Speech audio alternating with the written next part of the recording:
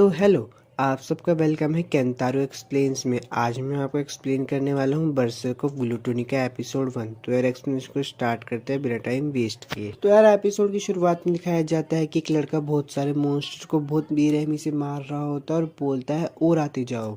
अब scene shift होता है और दिखाया जाता है एक आदमी अपनी बग्गी में बैठ के कहीं जा रहा होता है, पर तभी बहुत सारे मॉन्स्टर उस पर हमला कर देते हैं और वो बोलता है कोई तो मदद करो मेरी। फिर यार वहाँ पे बहुत सारे योद्धा आ जाते हैं और आते ही वो उस आदमी को बोलते हैं यहाँ से हम संभाल लेंगे, आप आगे जाओ। और वो सारे के सारे मॉन्स्टर्स को वहाँ पे मार देते हैं। अब वो लोग मॉन्स्टर्स को मार के शहर में आ रहे होते हैं, तभी एक लड़की का सीन दिखाया जाता है जो कि बोलता है कि ओह मॉन्स्टर का शिकार मैं तो कभी कर ही नहीं पाऊंगा। और वो ये भी सोचता है कि सब इस बेकार ग्लूटोनी स्किल्स की वजह से है, पर वो अंदर ही अंदर खुश भी होता है कि उसके पास कुछ काम करने के लिए होता है। अब शाम का सीन दिखाया जाता है जहाँ पर वेलरिक भाई बहन शहर में आ रहे होते हैं, तभी एक आदमी से गलती हो जाती तो वो तीनों भाई बहन उस पर गुस्सा हो जाते हैं और बोलते हैं कि इसे तो यहीं पे मार देना चाहिए, पर बड़े वाला भाई कहते हैं छोड़ो, आज के बाद ये गलती मत। अब वापस से उस लड़के का दिखाया जाता है जो गेट पे पहरेदारी कर रहा होता है। वेलरिक ब्रदर्स उनके पास जाते हैं और बोलते तुमने आज अपना काम ठीक से किया ना, तो वो बोलते हैं हाँ मैंने अच्छे से किया। फिर वो उसके आज के काम करने के पैसे देते हैं, पर पैसे देने के साथ उसके साथ बहुत बदतमीजी भी करते हैं, उसको मारने लगते हैं और बोलते तू बहुत नीच और घटिया इंसान है, मुझे तुम लोगों से नफरत है। वो लोग उसको मार ही रहे होते तभी एक लड़की पीछे से बोलती है बंद करो इसे मारना। तो वो बोलता है तुम्हें क्या प्रॉब्लम है। तो वो लड़की कहती है तुम होली नाइट्स को शोभा नहीं देता कि तुम कमजोरों को मारो। उस लड़की की बात सुनने के बाद वो लोग मुंह फुला के वहां से चले जाते हैं। अब उन लोगों के जाने के बाद वो लड़की उस लड़के के पास आती है और पूछती है क्या तुम ठीक हो। तो वो लड़का बोलता है हाँ मैं ठीक हूँ। लड़की बोलती है कि ऐसे ही रहो, तुम्हारा खून बह रहा है। उस लड़के का खून साफ करने के बाद वो लड़की बोलती है आज के लिए तुम्हारा शुक्रिया, अब हमारा काम बदलने का वक्त हो गया है। काम बदलने के बाद लड़की बोलती है अगर आज के बाद तुम्हारे साथ फिर से ऐसा हो तो तुम मुझे बता सकते। तो लड़का बोलता है आपको चिंता करने की जरूरत नहीं है, मुझे इन सब की आदत हो गई है, अब मैं चलता हूँ। अब रात का सीन दिखाया जाता है जहाँ पे लड़का खाना खा के बाहर गली में घूम रहा होता है और सोच रहा होता है कि काश मेरे पास भी कोई अच्छी स्किल्स होती, मैं भी मॉन्स्टर को मार सकता। अब वो सोच ही रहा होता है तभी महल में कुछ चोर घुस जाते हैं। तो वो जल्दी से जाके लेडी रोक्शी को बताता है और वो कहती है ठीक है तुम यहीं पे रुको, मैं उन्हें पकड़ने जाती हूँ। अब वो लड़की अंदर जाती है तभी एक चोर बाहर आ जाता है और वो लड़का सोचता है मैं भाग नहीं सकता, अगर मैं भागा तो लेडी रोक्शी खतरे में पड़ जाएगी, इसलिए वो हिम्मत करके उस चोर को जान से मार देता है। तभी वो हैरान हो जाता है क्योंकि उसकी ग्लूटोनी स्किल्स एक्टिवेट हो जाती है और उसकी लेवल बढ़ जाती है। अब लेडी रोक्शी आते ही फेट से पूछती है क्या तुम ठीक हो, पर फेट हैरान हो जाता है क्योंकि फेट उनके मन की बात सुन पा रहा है और वो सोचता है कि मेरे साथ क्या हो रहा है, मुझे इनके मन की आवाज क्यों सुनाई दे रही है। तो वो लड़की कहती है शुक्रिया, तुम्हारी वजह से मेरी बहुत मदद हुई, तुम्हारा मुझ पे एहसान है। तो वो लड़की कहती है कि मैं तुम्हारे लिए कुछ करना चाहती हूँ, क्या तुम हार्ट फैमिली के लिए काम करना चाहोगे या फिर तुम मरते दम तक वेलरिक फैमिली के साथ ही काम करना चाहो। फिर वो लड़का खुशी से बोलता है हाँ मैं आपके साथ जरूर काम करना चाहूँ। अब लड़का रात को बेड पे बैठ के सोच रहा होता है और बोलता है कि मेरी ग्लूटोनी स्किल्स कैसे खुल गई। अब सुबह का सीन दिखाया जाता है जहाँ पे लड़का हथियार खरीदने के लिए आया होता है। तभी दुकान का मालिक पूछता है तुम्हें किस तरीके की तलवार चाहिए। तो लड़का बोलता है जो 5 सिल्वर में आ जाए मुझे वो तलवार। तो वह आदमी बोलता है 5 सिल्वर में कोई तलवार नहीं है, ये पीछे कुछ कबाड़ा पड़ा है वहीं पे तुम ढूंढ। अब लड़का पीछे कचरे में तलवार ढूंढ ही रहा होता है तभी उसे काली तलवार मिलती है और वो ये बोलती है मुझे चुन लो। अब वो तलवार खरीद लेता है और वापस से सीन शिफ्ट होता है जहाँ पे हमें वेलरिक भाई बहन का दिखाया जाता है जिसमें उसकी बहन बोल हार्ट फैमिली चाहती है कि फेट उनके वहाँ पे काम करे। तभी उसका बड़ा भाई बोलता है इससे कोई फर्क नहीं पड़ता, हमारे लिए काम करने के लिए बहुत लोग हैं। अब सीन वापस से शिफ्ट होता है जहाँ पे फेट बहुत सारे मॉन्स्टर्स को मार रहा होता है अपनी तलवार की मदद से। मॉन्स्टर्स को मारने के बाद वो लड़का कहता है ये सब मैं कैसे कर पा रहा हूँ। तो उसकी तलवार बोलती है कि तुम्हें ग्लूटोनी स्किल्स को शुक्रिया बोलना चाहिए क्योंकि वो लोगों की स्टैट्स और उनके एक्सपीरियंस चुराती है, इसलिए तुम लेवल 1 पर हो। फिर उसकी तलवार कहती है जाने से पहले इन मॉन्स्टर्स के कान काट लो, तुम्हें इनसे पैसे मिलेंगे। अब वो पैसे लेके जा ही रहा होता है तभी उसे एक आदमी दिखता है जो कि एक बच्चे को किडनैप करके लेके जा रहा होता है। वो लड़की उस लड़के को तो फेट उसकी मन की आवाज सुन लेता है जिसमें वो लड़की कहती है प्लीज मुझे बचाओ। तो फेट उनका पीछा करता है और जहाँ पे वो उस लड़की को लेके जाता है उसके पीछे चला जाता है। तो फेट देखता है कि वो आदमी उस बच्ची को बहुत बुरी तरीके से टॉर्चर कर रहा होता है, ये उससे देखा नहीं जाता और वो बोलता है कि मैं अपनी तरह और किसी बच्चे को परेशान नहीं होने दूंगा। तो यार एपिसोड 1 तो ख़त्म हो गया। अगर आपको वीडियो अच्छी लगे तो यार लाइक और सब्सक्राइब ज़रूर करना और मुझे ये भी बताना कि मैं अगली एनिमे कौन से एक्सप्लेन करूँ। तो यार तब तक के लिए मिलता हूँ आपसे एपिसोड 2 में, बाय। तो मेरे भाई लोग यार कैसे हो आप सब लोग। आज मैं आपको एक्सप्लेन करने वाला हूँ बरसर्क ऑफ ग्लूटोनी का एपिसोड 2। तो चलिए यार एक्सप्लेनेशन को स्टार्ट करते हैं बिना टाइम वेस्ट किए। एपिसोड की शुरुआत में दिखाया जाता है कि एक लड़की किडनैप होती है और एक आदमी उसे बहुत बेरहमी से मार रहा होता है। तभी वो 2 मिनट के लिए बाहर जाता है। फेट उसे आ जाता है बचाने के लिए और कहता है कि अब तुम्हें डरने की जरूरत नहीं। अब फेट उस बच्ची की चैन खोल के बोलता है कि चलो यहाँ से। तभी उसके पीछे वो आदमी खड़ा होता है और बोलता है कि मेरी कभी कभी तुम जैसे गधों से मुलाकात होती है जो अपने आप को इंसाफ कर समझते हैं। अब फेट उस बच्ची को बचाने के लिए अपनी तलवार निकाल ही लेता है। तभी वो आदमी कहता है कि अरे तू जरा खुद को देख, क्या तू उस बच्ची को बचाते हुए लड़ पाएगा। तभी फेट सोचता है कि हाँ। तो फेट सोचता है कि पहले मुझे इस बच्ची को किसी सुरक्षित जगह पे लेके जाना होगा। अब फेट खुद से बात ही कर रहा होता है। तभी उसकी तलवार जवाब देती है और बोलती है कि फेट मेरे पास एक आइडिया है, आगे जाके छुप जाओ। उसे लगता है कि तुम कमजोर हो, हम उसकी कमजोरी का फायदा उठाएंगे। तो लड़का उसकी चोट में तलवार घुसा के बोलता है कि बता किस चूतिए ने तुझे ये काम दिया है। तो वो बोलता है कि मैं बताता हूँ। तो आदमी बताता है कि मैंने ये काम हार्डो के कहने पे किया है। तो फेट समझ जाता है कि हार्डो कौन है, जिसने उसे बचपन में बहुत परेशान किया था। अब उसे जान से मार के उस बच्ची को लेके बाहर चला जाता है। अब फेट उस बच्ची को अपना नाम बताता है और उस बच्ची के पेट से आवाज आती है। तो फेट समझ जाता है कि इसे भूख लग रही है, इसलिए वो उसे मीट खिलाने के लिए ले जाता है। अब सहारा मीट खाते खाते रो रही होती है। तो फेट कहता है कि तुम मेरी भी खा लो। तो सहारा कहती है ठीक। अब फेट सहारा को उसके घर पे ले जाता है और उससे ये भी बोलता है कि अगर तुम चीजों का हंस के सामना करोगे तो तुम हमेशा खुश रहोगी। अब सहारा को घर छोड़ने के बाद फेट रास्ते में होता है और उसकी तरह उसको बोलती है बधाई हो, तुमने अपनी पहली टेक्निकल स्किल हासिल कर ली है। अब फेट सोच ही रहा होता है कि मुझे कैसे न कैसे करके ताकतवर बनना ही होगा। तभी उसकी तलवार बोलती है कि फेट तुम्हारा कल हार्ट फैमिली में पहला दिन है ना काम करने का। तो फेट बोलता है हाँ। तो उसकी तलवार बोलती है कि तुम ऐसे जाओगे वहां पे काम करने। तो फेट चिल्ला के बोलता है कि ओ शिट, मैं तो भूल ही गया। अब सुबह का सीन दिखाया जाता है जहाँ पे फेट अच्छे कपड़े पहनकर हार्ट फैमिली में आता है क्योंकि आज उसका पहला दिन है काम करने का। अब फेट जैसे ही अंदर जाता है तो वो बहुत हैरान हो जाता है क्योंकि वो जगह बहुत बड़ी थी। अब लेडी रोक्शी आती है और बोलती है कि तुम आ गए, मैं तुम्हारा ही इंतजार कर रही थी, मुझे खुशी हुई कि तुम आए। फेट लेडी रॉक्सी को देख ही रहा होता है। तो लेडी रॉक्सी बोलती है क्या बात है। तो फेट बोलता है कि आप बहुत खूबसूरत लग रही हो, इसलिए मेरी बोलती ही बंद हो गई। तो लेडी रॉक्सी बोलती है कि कभी कभी अच्छे कपड़े पहन लेने चाहिए। अब सीन शिफ्ट हो जाता है और फेट अपने काम करने लगता है। अब काम कर ही रहा होता है तभी बूढ़े अंकल आगे बोल पहले हमें लगा था कि तुम एक पागल हो जो अपनी तलवार से बात करते हो और तुम मीट खाते वक्त भी हिचकिचा रहे थे। तो फेट बोलता है कि वो मैंने 5 साल बाद मीट खाई थी इसलिए। अब वो तीनों बात कर रहे होते हैं तभी फेट के पेट से आवाज जाने लगते हैं। तो वो दोनों बूढ़े आदमी बोलते हैं अभी तो हमने खाना खाया था, क्या तुमने खाना खाया था। तो फेट बोलता है हाँ मैंने जरूर खाया था, मुझे इसलिए भूख लग रही है क्योंकि अभी मैं बड़ा हो रहा हूँ ना। अब एक औरत आती है और बोलती है फेट को तुम्हें मालकिन बुला रही है। अब लेडी रोक्सी फेट से पूछती है कि तुम्हें 1 हफ्ता होने वाला है काम करते करते, क्या तुम्हें इस काम की आदत हो गई है। पर फेट तो खुद ही कुछ न कुछ सोच रहा होता है। तो फेट हैरान होकर बोलता है कि मेरे पिताजी भी मुझे फे बुलाया करते थे। अब फेट और लेडी रोक्सी बात कर ही रहे होते हैं तभी फेट को चक्कर आ जाता है। अब फेट उठता है और वो अपने कमरे में होता है। तो वो जाके अपनी तलवार से पूछता है कि हे ग्रेट, क्या हो रहा है ये मुझे, पहले तो मैं इस भूख को संभाल लेता था। तो उसकी तलवार बोलती है कि तुम अब पूछने आए हो, अगर एक बार ग्लूटोनी स्किल्स को आत्मा को खाने की आदत लग जाए तो फिर उसे कोई नहीं रोक सकता। तुम जितनी ज्यादा आत्माओं को खाओगे उतनी ही ज्यादा ताकतवर बनोगी। तो फेट बोलता है कि अगर मैं आत्माओं को ना मारूं तो उसकी तलवार बोलती है कि अगर तुमने किसी को नहीं मारा तो तुम पागल हो जाओगे और रास्ते में चलते हुए किसी पे भी हमला कर दोगे। तो फेट की तलवार बोलते है कि मैं तुम्हारी छोटी सी मदद कर देता हूँ, जब भी तुम्हारी भूख बहुत ज्यादा होगी वो तुम्हारी आंखों में दिखाई देगी। अब वो जंगल में जाता है और बहुत सारे मॉन्स्टर्स को मार देता है और ये भी बोलता है कि मैं इसे फिर से महसूस नहीं करना चाहता। तो उसकी तलवार बोलती है कि तुम्हें मॉन्स्टर्स को मारना ही पड़ेगा अगर तुम्हें महसूस नहीं करना। अब वो अपनी तलवार से बात कर ही रहा होता है वहां पे तभी एक गोबलिन किंग आ जाता है। उसकी तलवार बोलती है कि तुम इसे मार दो। तो वो गोबलिन किंग को भी मार देता है। अब फेट की तलवार उससे बोलती है कि अगर तुम मुझे अपने सारे स्टैट्स दे दो तो मैं अपने नए रूप में आ जाऊंगा। तो फेट बोलता है कि एक नया रूप मैं देखना चाहता हूँ। जब फेट को पता चलता है कि उसे अपने सारे पॉइंट्स देने पड़ेंगे तो वो मना कर देता है। पर उसकी तलवार बोलती है कि अगर तुमने मुझे अपने पॉइंट नहीं दिए तो हमारा कॉन्ट्रैक्ट तोड़ना होगा। तो फेट बोलता है कि मेरे पास और कोई चारा नहीं और वो अपने सारे पॉइंट उस तलवार को दे देता है। अपने सारे पॉइंट देने के बाद उसकी तलवार एक नए रूप में आ जाती है और वो तलवार से बो बन जाती है।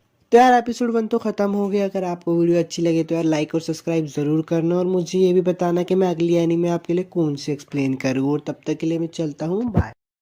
आज मैं आपको एक्सप्लेन करने वाला हूँ बर्सर्क ऑफ ग्लूटोनी का एपिसोड 3। तो चलिए यार एक्सप्लेनेशन को स्टार्ट करते हैं। और अगर आपको वीडियो अच्छी लगे तो लाइक और सब्सक्राइब जरूर करना। एपिसोड की शुरुआत में कहा जाता है कि एक लड़की गेट के अंदर घुसने की कोशिश कर रही होती है, तो फेट बोलता है कौन है वहाँ पर। वो लेडी रॉक्सी होती है और वो फेट को बोलती है तुमने तो मुझे डरा ही दिया। फेट बोलता है कि आपने ऐसे कपड़े पहन रखे हैं इसलिए मैं पहचान नहीं पा रहा, क्या आप कैसल जा रही हो। लेडी रॉक्सी बोलती है कि अब तुम्हें पता चल गया है तो मैं तुम्हें बता ही देती हूँ, मैं शहर में कुछ खुफिया चीज करने जा रही हूँ। तो फेट बोलता है अच्छा तो आपने इसलिए भेष बदला है। लेडी रॉक्सी बोलती है कि किसी को बताना मत, और हारू को तो बिल्कुल भी पता नहीं चलना चाहिए। तो फेट बोलता है ठीक है मैं किसी को नहीं बताऊंगा। अब फेट बोलता है कि मैंने आपका वक्त बर्बाद कर दिया, मुझे माफ कर दो, मैं अपने काम पे चलता हूँ। पर लेडी रॉक्सी बोलती है रुको, मेरे पास एक जबरदस्त आइडिया, क्यों ना तुम भी मेरे साथ चलो। वो दोनों गली के बीच में होते हैं और फेट उसे बार बार रॉक्सी बुला रहा होता है। तो लेडी रॉक्सी बोलती है कि मुझे बार बार लेडी रॉक्सी मत बोलो वरना सब लोग पहचान जाएंगे, मुझे सोचने दो, तुम मुझे लेक्सी बुला सकते हो।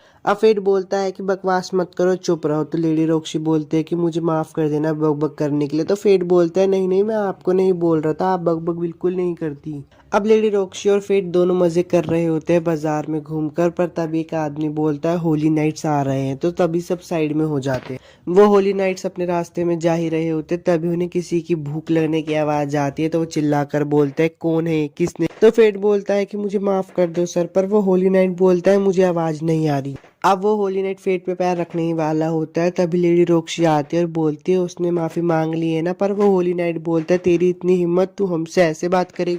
वो नाइट बोलता है कि जरा रुको, मैंने तुम्हें शायद कहीं देखा है, और पब्लिक भी उन्हें पहचानने लगती है कि लेडी रॉक्सी है। तब फेट की तलवार कहती है कि उससे जरा चिपको, उसके लवर बनो, इससे किसी को पता नहीं चलेगा कि वो लेडी रॉक्सी है। वो दोनों लवर बनने का एक्टिंग करते हैं और वहां से बच के साइड में आ जाते हैं। तो लेडी रॉक्सी बोलते हैं मैंने आज से पहले किसी लड़के का हाथ नहीं पकड़ा, और ये फेट सुन लेता है। सीन चेंज होता है और दिखाया जाता है लेडी रॉक्सी एक हीरे को देख रही होती है। तो फेट उनसे बोलता है कि आपको कुछ पसंद आ गया है। तो लेडी रॉक्सी बोलती है हाँ हीरा। तो वो दुकानदार उनसे बोलता है कि अपनी गर्लफ्रेंड के लिए हीरा ले लीजिए। पर लेडी रॉक्सी बोलती है मुझे हीरा नहीं चाहिए और दुकान से चली जाती। फेट लेडी रॉक्सी से पूछता है कि आपको सच में नहीं चाहिए। तो लेडी रॉक्सी बोलती है मेरे किसी काम का नहीं होते। तभी दो आदमी बात करते हुए जा रहे होते और बोलते हैं कि किसने गोबलिन किंग के कान को काट कर दान कर दिया उस ऑर्फनेज को।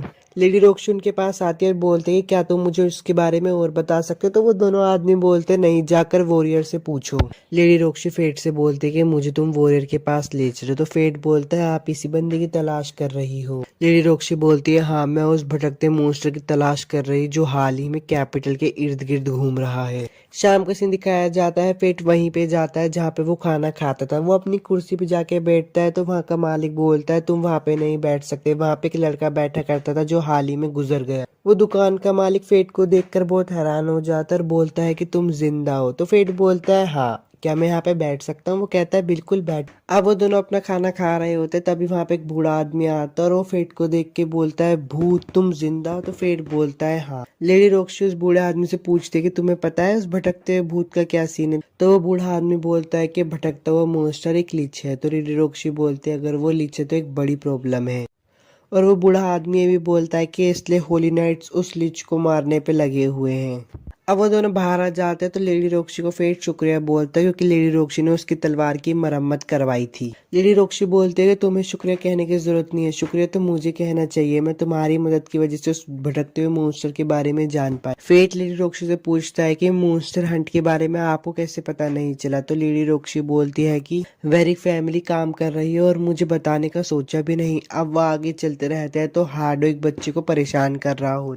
फेट उस बच्चे को बचा लेता है। तो लेडी रॉक्सी राफेल से पूछती है कि तुमने उस मॉन्स्टर हंट के बारे में मुझे क्यों नहीं बताया। तो राफेल का भाई बोलता है कि मुझे लगा तुम अपने पिता के गुजरने से सदमे में होगी। लेडी रॉक्सी बोलती है कि मैं ठीक हूँ। तो राफेल बोलता है जानकर खुशी हुई, अब हम चलते हैं। फेट उस बच्चे से पूछता है तुम खो गए हो। तो वो बच्चा बोलता है हाँ मुझे मम्मी नहीं मिल रही। तो फेट बोलता है कोई नहीं, मैं तुम्हारी ढूंढने में मदद करता हूँ। बच्चे की मम्मी को ढूंढने के बाद फेट बोलता है कि अब हमें घर चलना चाहिए वरना हम मुसीबत में फंस जाएंगे। लेडी रॉक्सी फेट को बोलते कि अब हम फंसने ही वाले तो हम साथ मिलकर फंसेंगे। तो फेट बोलता है ठीक है चलो चलते हैं घर।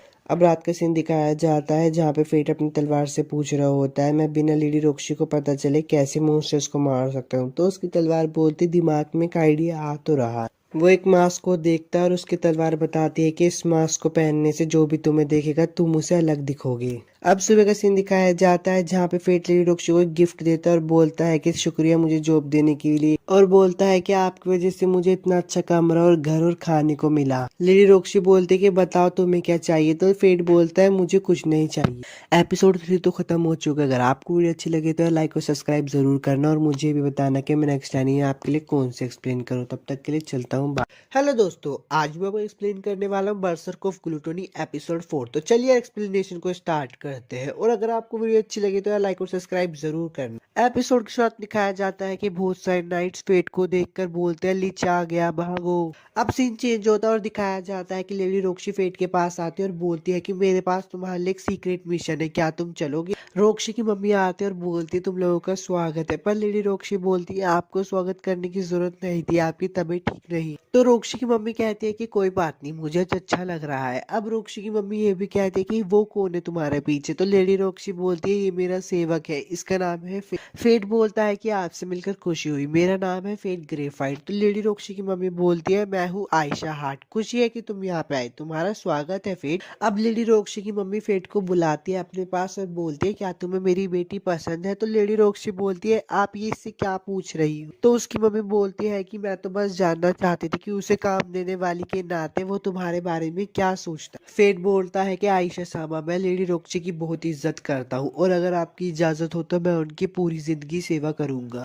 फेट की सारी बातें सुन के लेडी रोक्सी वहां से चली जाती है। तो फेट बोलता है मैंने कुछ गलत बोला। तो उनकी मम्मी बोलती है जब उसे शर्म आती है तो वो भाग जाती है, वो जरा सी भी नहीं बदली। फेट अंगूर की खेत में काम कर रहा होता है, तभी उसके पास एक आदमी आता और बोलता है कि इसे पी लो, इससे तुम्हारी थकान खत्म हो जाएगी। फेट उस जूस को पीकर बोलता है कि ये तो बहुत स्वादिष्ट है। तो वो आदमी बोलता है ना, ये स्वादिष्ट तो होना ही चाहिए क्योंकि हमने इस स्वाद को बनाने में बहुत मेहनत की है, हमें गर्व है कि हम इसका इतना अच्छा स्वाद बना पाए। तो फेट बोलता है सर मेसन को भी है। वो आदमी बोलता है कि मैंने सुना है कि वो गालिया में मारे गए, लेडी रोक्सी के लिए ये बहुत मुश्किल रहा होगा। हमें तो पता भी नहीं था कि लेडी रोक्सी इस साल आएगी भी या फिर नहीं आएगी, पर हम खुश है क्योंकि वो इस साल आई। तो फेट उनसे पूछता है लेडी रोक्सी हर साल फसल की कटाई में मदद कर। तो वो बोलता है कि अंगूर का खेत उसका भी हिस्सा है, और वो यहाँ पे मॉन्स्टर्स को भी मार देती है। जब अंगूर की कटाई होने वाली होती है तो बहुत सारे मॉन्स्टर भी खाना खाने के लिए आते हैं, पर लेडी रोक्सी उन सबको मार देती है। शाम का सीन दिखाया जाता है जहाँ पे लेडी रोक्सी फेट को बोलती है तुम मेरे बिना चले जाओ। तो फेट बोलता है ठीक। फेट अपने घर के रास्ते में जा ही रहा होता है, तभी उसे एक लड़की बोलती है तुम सुनो। तो फेट बोलता है उसकी आंखें तो बिल्कुल मेरी तरह है। फेट उस लड़की को बोलता है तुम्हें क्या चाहिए, पर वो लड़की उसे बोलती है शायद लगता है मैं बहुत जल्दी आ गई हूँ, और वहां से चली जाती है। फेट अपनी तलवार से पूछता है कि वो कौन है, पर उसकी तलवार उसे कुछ नहीं बताती।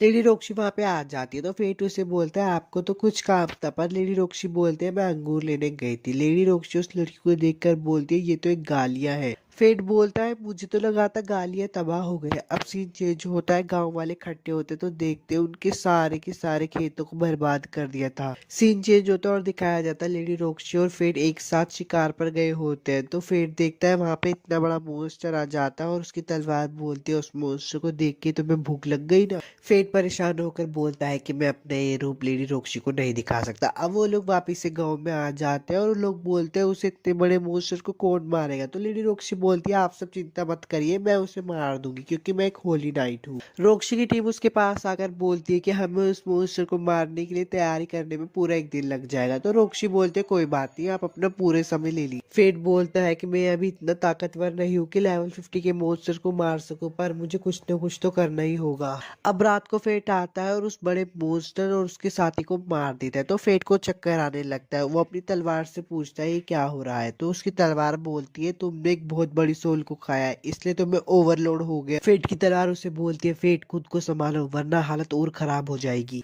अब लेडी रोक्सी सुबह ब्रेकफास्ट करते हुए अपनी मम्मी को बताती है कि उस मॉन्स्टर को किसी और ने ये मार दिया, शायद वो एक गालिया होगी क्योंकि वो एक होली नाइट से भी ज्यादा बहादुर होती है और ताकतवर भी। रोक्सी की मम्मी फेट से बोलती है कि मैं चाहती हूँ कि तुम लेडी रोक्सी के साथ हमेशा रहो। फेट बोलता है पर मेरे जैसा कोई। तो रोक्सी की मम्मी बोलते हैं मैं ये नहीं कह रहा कि तुम्हारे पास गौरवीय शक्ति होनी चाहिए या फिर तुम्हारे पास कोई होली नाइट जैसी ताकत हो, मेरे पास ज्यादा टाइम नहीं बचा, इसलिए मैं चाहती हूँ कि तुम रोक्सी का साथ दो। फेट और रोक्सी अब वहां से आ जाते हैं। अब रात का सीन दिखाया जाता है जहाँ पे फेट कुछ गोबलिन को मारकर कह रहा होता है मेरी भूख तो शांति नहीं हो रही। तो उसकी तलवार बोलती है कि तुम्हारी स्किल को अब बड़ी आत्माओं को खाने की आदत लग गई, इसलिए छोटी आत्माओं से अब तुम्हारा काम नहीं चलेगा। फेट, वक्त निकलता जा रहा है, तुम्हें सही समय पर सोचना होगा। रोक्शी अपनी पापा की कब्र पे जाती है और बोलती है मुझे गालिया को ढूंढने के लिए चुना गया है, पर उसके पीछे से फेट बोलता है प्लीज ऐसा मत करिए, आप वहाँ पे मत जाइए। पर रोक्शी बोलती है कि मैंने जाने का फैसला कर लिया है, अब मैं जाकर ही रहूंगी।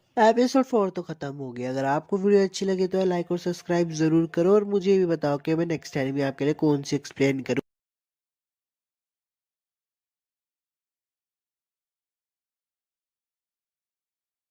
हेलो दोस्तों, आज मैं आपको एक्सप्लेन करने वाला हूँ बरसत ऑफ ग्लूटोनी एपिसोड 5। तो चलिए यार एक्सप्लेनेशन को स्टार्ट करते हैं और अगर आपको वीडियो अच्छी लगे तो लाइक और सब्सक्राइब जरूर करना। एपिसोड शुरू में दिखाया जाता है कि हार्डो लिच को देखकर बोलता है अच्छा तो तुम ही हो वो लिच। हार्डो के साथ ही बोलते हैं सर आप रहने दीजिए, इसे तो हम ही संभाल लेंगे। फेट उन सभी बंदों को मार देता है जो फेट पर हमला कर रहे होते हैं। हार्डो ये देख के बहुत डर जाता है और बोलता है तुझे क्या लगता है तू मुझे हरा सकता है? तू बस एक मॉन्स्टर है, तू यहाँ से बच के नहीं जा सकता। फेट अपना मास्क उतारता है और हार्डो से देख के बोलता है तू इतना कचरा इतना ताकतवर कैसे हो गया? तो फेट बोलता है मुझे तुम्हें बताने की जरूरत नहीं है। हार्डो बोलता है तुझे लगता है तू यहाँ से बच के जा पाएगा? और बोलता है तुझे पता है ना मैं होली नाइट हूँ। तो फेट को गुस्सा आ जाता है और बोलता है अगर तू होली नाइट है तो मुझे अपनी ताकत दिखाना जिसपे तुझे इतना गर्व है। फेट ग्रीड से पूछता है क्या तुम हार्डो की तलवार को तोड़ सकते हो? तो फेट की तलवार बोलती है बिल्कुल नहीं, आर्टिफिशियल होली स्वॉर्ड मेरे लिए बहुत मुश्किल है। उनकी थोड़ी बहुत लड़ाई होने के बाद फेट हार्डो की तलवार को तोड़ देता है और बोलता है यही थी कि तुम्हारी होली स्वॉर्ड, लो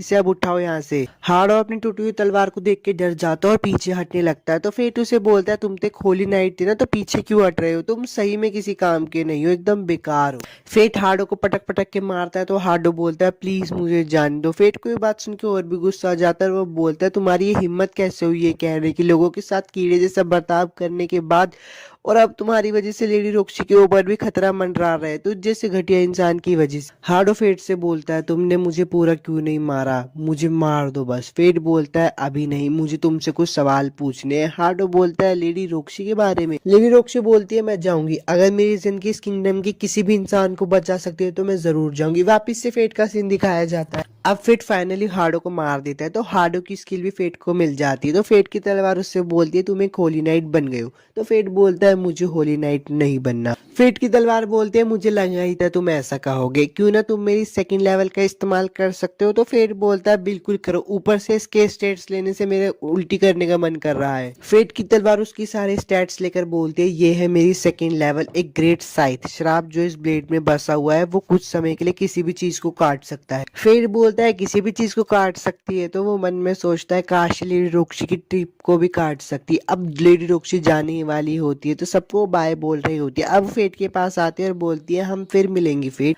फेट लेडी रोक्सी को बोलता है अपना ध्यान रखना और लेडी रोक्सी वहां से चली जाती है। अब थोड़ी देर बाद फेट भी बोलता है मुझे वहां पे जाना ही होगा। फेट की तलवार उससे पूछती है तो तुमने अपना मन बना ही लिया है? तो फेट बोलता है अगर मैं लेडी रोक्सी को गाली जाने से नहीं रोक सकता तो कम से कम मैं उन्हें सपोर्ट तो कर सकता हूँ। फेट भी वहां से जा रहा होता है तो जो लेडी रोक्सी के नौकर होते हैं वो उसको कुछ पैसे देते हैं और बोलते हैं अपना ध्यान रखना। फेट बोलता है मैं अपनी ताकत से लेडी रोक्सी को बचाऊंगा। अब सीन शिफ्ट होता है और लेडी रोक्सी का दिखाया जाता है जहाँ पे मिरिया उनके पास आती है और बोलती है मैं भी आपके साथ जाऊंगी। वहां पर म्यूगन भी आ जाता है और बोलता है मैं भी आपके साथ जाऊंगा लेडी रोक्सी। फेट टैट्रा शहर में आ जाता है और बोलता है ये शहर बिल्कुल भी नहीं बदला। तो फेट की तलवार उससे पूछते तुम यहाँ पे पहले आए हो? तो फेट बताता है कि हाँ, जब मैं कैपिटल जाने वाला था तो मैं यहाँ से गुजरा था। फेट एक गाड़ी वाले से पूछता है क्या गाड़ी गालिया जाएगी? पर वो गाड़ी वाला बोलता है आज नहीं, अगर आज में गालिया गया तो मॉन्स्टर मुझ पर हमला कर देंगे। तो फेट बोलता है ठीक है। फेट की तलवार उससे बोलती तुम तो यहाँ फंस गए, तुम्हें लेडी रोक्सी के पीछे जाना था। फेट को भूख लगने लगती है तो खाना खाने जाता है, पर वो देखता है कि बहुत सारे आदमी का आदमी को परेशान कर रहे होते हैं, इसलिए वो उसे बचा लेता है। वो आदमी उसे बोलता है शुक्रिया, पर फेट उसे बोलता है बहुत दिनों बाद मिले से। तो सीन चेंज हो जाता है और फेट के पास्ट का सीन दिखाया जाता है जहाँ पे सेटो उसे परेशान कर रहा होता है और बोलता है तुम्हारे पेट से हमेशा भूख की आवाज ही आती रहती है, तुम किसी काम के नहीं हो। अब थोड़ा सा आगे का सीन दिखाया जाता है जिसमें फेट के पापा उसे बोलते हैं तुम जड़ी बूटियां बनाने लगे हो? पर फेट बोलता है आप हमेशा जख्मी होके आते हो इसलिए मैं जल्दी बनाने लगा हूं। फेट के पापा मर जाते हैं तो गांव के लोग बोलते हैं डीन के पास स्पेयर टेक्निक स्किल थी तो गांव के सरपंच ने उसे रखा, पर इस बच्चे को कौन रखेगा? वो देखता है कि गांव वाले उसके ऊपर पत्थर बरसाने लगते हैं और बोलते हैं तेरा इस गांव में कोई काम नहीं है, निकल जहाँ से, तू किसी काम का नहीं है। अब प्रेजेंट का सीन दिखाया जाता है जहाँ पे से तो फेट से बोलता है मुझे तुम्हारी मदद की जरूरत है फेट। फेट बोलता है गांव के सरपंच का बेटा है सेटो, मुझे पता है इन्होंने मेरे साथ क्या काम किया है। तभी फेट की तलवार बोलती है फेट चलो ना इसका काम कर देते हैं, वैसे भी तुम्हें अपनी ग्लूटोनी स्किल्स की भूख को भी तो मिटाना है। फेट बोलता है ठीक है मैं तुम्हारे गाँव के मॉन्स्टर्स को मार दूंगा। अब वो गाँव की तरफ जा रहे होते तो सेटो के पापा बोलते हैं जिस कचरे को हमने निकाला था तुम उसे वापिस लेकर आ गए। सेटो बोलता है फेट बहुत ताकतवर है, मैंने उसे गुंडों को हराते हुए देखता है। तो सेटो के पापा बोलते हैं हमें तुमसे उम्मीद नहीं थी, तुम्हें योद्धा लाने को कहा था पर तुम एक कचरे को उठा कर लिया है। सेटो फेट को अपने घर पे ले आता है और बोलता है जो भी पहले हो उसके लिए मैं माफी चाहता हूँ। पर फेट बोलता है मुझे तो इसकी आदत है, तुम मुझे थोड़ा मॉन्स्टर्स के बारे में बताओ। तो सेटो उसे बताता है कि कुछ महीने पहले गाँव में मॉन्स्टर्स दिखाई दिए जो कि उड़ते हैं। तो फेट बोलता है ये तो बहुत बुरी बात है। तभी सेटो की लड़की वहां पे आ जाती है और बोलती है आप किससे बात कर रहे हो, ये आप टॉफी खाना चाहोगे। फेट वो टॉफी खा लेता है और वहां पे चक्कर खा के गिर जाता है। सेटो बोलता है क्या पिताजी सच में फेट की बलि देना चाहते हैं, और वो उसको उठाने की बहुत कोशिश करता है। बाहर जाकर देखते हैं तो मॉन्स्टर भी हमला करना शुरू कर देते। तो यार एपिसोड 4 तो खत्म हो गया। अगर आपको वीडियो अच्छी लगी तो लाइक और सब्सक्राइब जरूर करना, और मुझे ये भी बताना कि मैं नेक्स्ट टाइम में आपके लिए कौन सी एक्सप्लेन करता हूँ। तब तक के लिए चलता हूँ यार, बाय।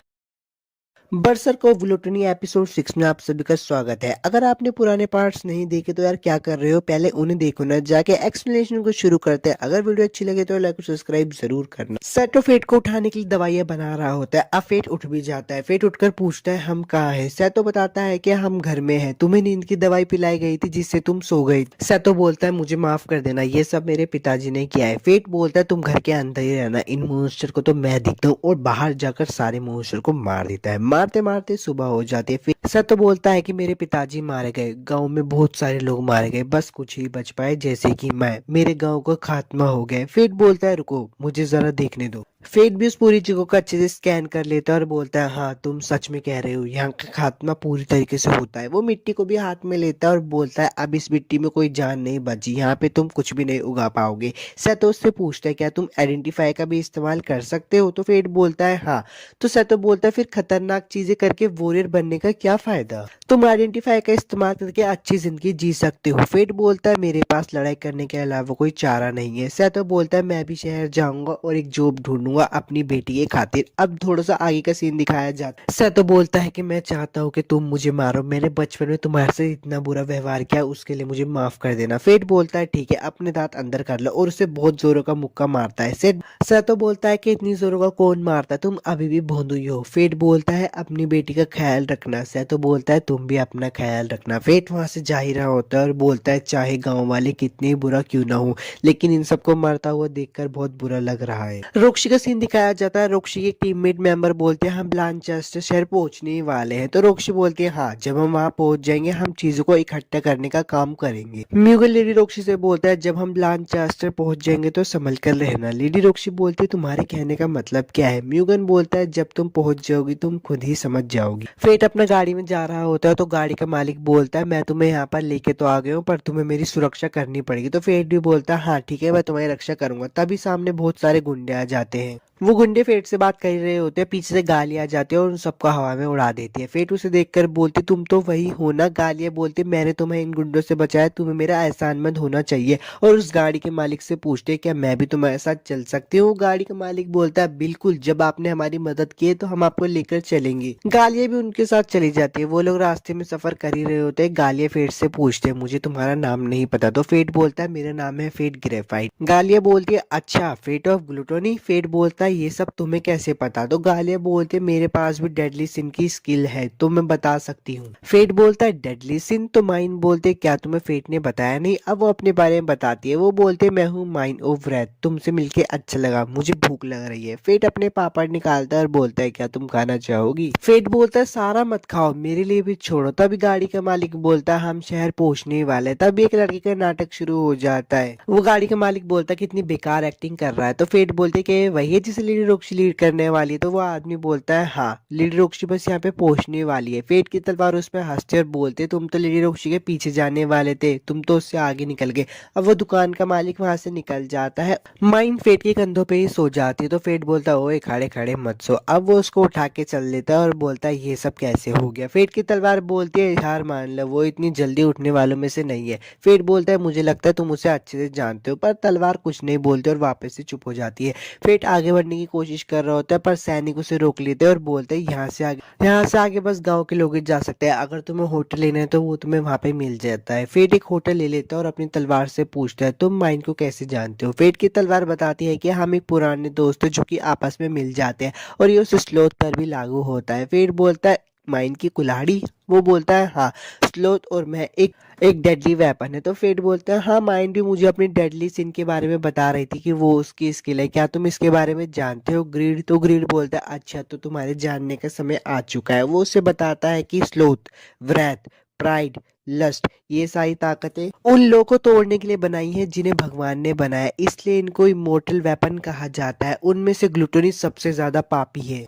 फेट बोलता है अच्छा समझ गया, एक बार ग्लूटोनी को आत्मा को खाने का चस्का लग जाए तो फिर उसे कोई नहीं रोक सकता, लगता है शायद ये सारी मेरी सजा है। तो ग्रीड बोलता है ऐसी बात नहीं है, माइंड पर भी सारी बातें लागू होती है, उसकी स्किल भी बहुत खतरनाक है। फेट बोलता है आखिर मैं ही क्यों, इतना तो इसमें कुछ खास भी नहीं है। तो ग्रीड बोलता है ओए फेट, ऐसी भावनाओं को मत रखो वरना एक दिन ग्लूटोनी स्किल्स तुम्हें काबू कर लेगी और तुम पर हावी हो जाएगी। अब फेट भूख मिटाने के लिए रात को शिकार करने के लिए चला जाती है। तो ग्रीड बोलता है अपनी भूख को एक साथ मत मिटाओ, धीरे धीरे करके मिटाओ। तभी उसके सामने एक सैंडमैन आ जाता है और उन लोगों की बहुत जबरदस्त फाइट होती है। माइन का सीन दिखाया जाता है जो कि उठकर आती है और एक क्वेस्ट पढ़ती है जिसमें लिखा होता है जो कोई भी सैंड गोलम को हराएगा उसे इनाम दिया जाएगा। फेट और सैंडमैन की लड़ाई चली रही होती है, वो दोनों बहुत अच्छी तरीके से लड़ाई कर रहे होते हैं, पर वहां पे कुछ लोग भी फंसे हुए होते हैं, इसलिए फेट सैंडमैन को हराकर उन लोगों को बचा लेता है। वो लोग फेट को शुक्रिया बोलते हैं क्योंकि फेट ने उन लोगों को बचाया होता है। उनमें से एक लड़का बोलता है मेरा नाम है बार्ट, तुम्हारा नाम क्या है। तो फेट उसे बताता है मेरा नाम है कॉर्पस। अब सुबह का सीन आ जाता है और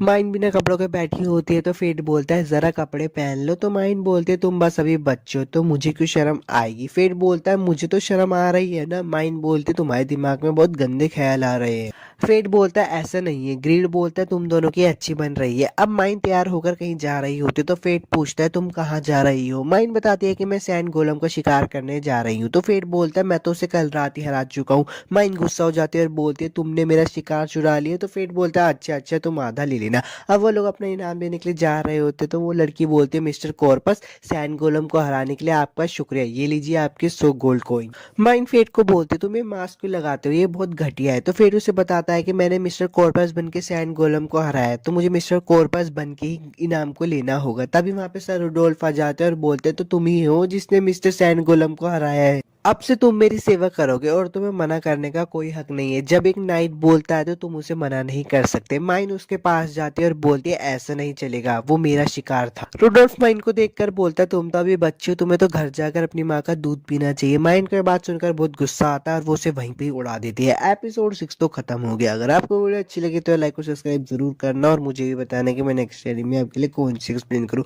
मिलता हूँ आपसे नेक्स्ट एनिमे एक्सप्लेनेशन वीडियो में।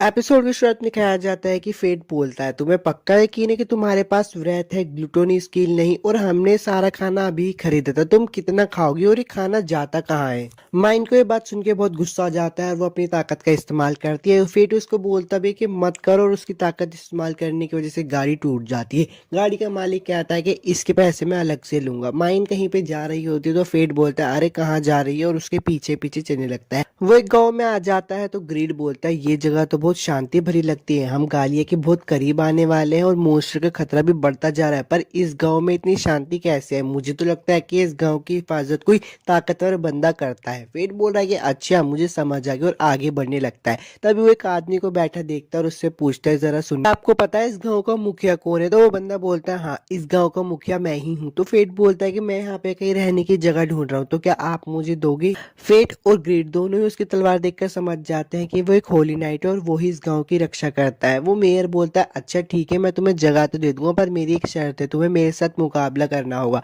वो फेट की आइडेंटिफाई वाली स्किल्स को देखकर बोलता है तुम लेवल 1 पर और स्टैट्स तुम्हारे 2 मिलियन से भी ऊपर है। फेट बोलता है कि आपने आइडेंटिफाई स्किल का इस्तेमाल करा और मुझे पता ही नहीं चला। वो मुखिया बोलते तुम लड़ाई करोगे या फिर नहीं। अब उन दोनों के बीच में लड़ाई हो जाती है और वो मुखिया फेट को आराम से हरा देता है। फेट बोलता है कि अच्छा इसका मतलब हम यहाँ पे नहीं रह सकते। तो वो मुखिया बोलता है कि नहीं, तुम यहाँ पे रह सकते हो, ये जरूर कोई किस्मत का ही खेल होगा जो तुम यहाँ पे आए हो, पर एक शर्त पर, जब तक तुम यहाँ पे रहोगे मैं तुम्हें ट्रेनिंग दूंगा। फेट बोलता है कि मैं ही क्यों, तो गांव का मुखिया बोलता है कि चलो भी यार, एक बूढ़े आदमी की इच्छा समझकर इसको मान लो। फेट और ग्रीड मन में सोच रहे होते हैं अच्छा इसके पीछे कुछ तो गड़बड़ है। तभी फेट अपनी आइडेंटिफाई का यूज कर रहा होता है, पर वह मुखिया बोलता है रुक जाओ, तुम्हें अपनी आइडेंटिफाई को रोकना नहीं आता ना, और भी तुम्हारी बहुत सारी ताकत है जो कि अधूरी है। तुम्हारा मॉन्स्टर्स के साथ लड़ने का अंदाजा तो काफी अच्छा है, पर तुम किसी इंसान से अच्छे तरीके से नहीं लड़ पाते हो। गांव का मुखिया बोलता है करना चाहोगे मेरे साथ ट्रेनिंग, तो फेट की तलवार ग्रीड बोलती है कि यार इसे कुछ चाहिए भी नहीं और फ्री में ट्रेनिंग दे रहा है, मुझे तो इसमें बहुत ज्यादा गड़बड़ लग रही है। पर फेट बोलता है कि यार ऐसे किसी होली नाइट से ऑफर मिलते नहीं है इतनी आसानी से। तो ग्रीड बोलता है ठीक है तुम्हारी मर्जी, जो करना है करो। फेट बोलता है कि मेरा नाम है फेट ग्रेफाइट और मुझे आपसे सीखने में बहुत खुशी होगी। तभी उस गांव के मुखिया का नाम पता चलता है, उसका नाम है आरुण।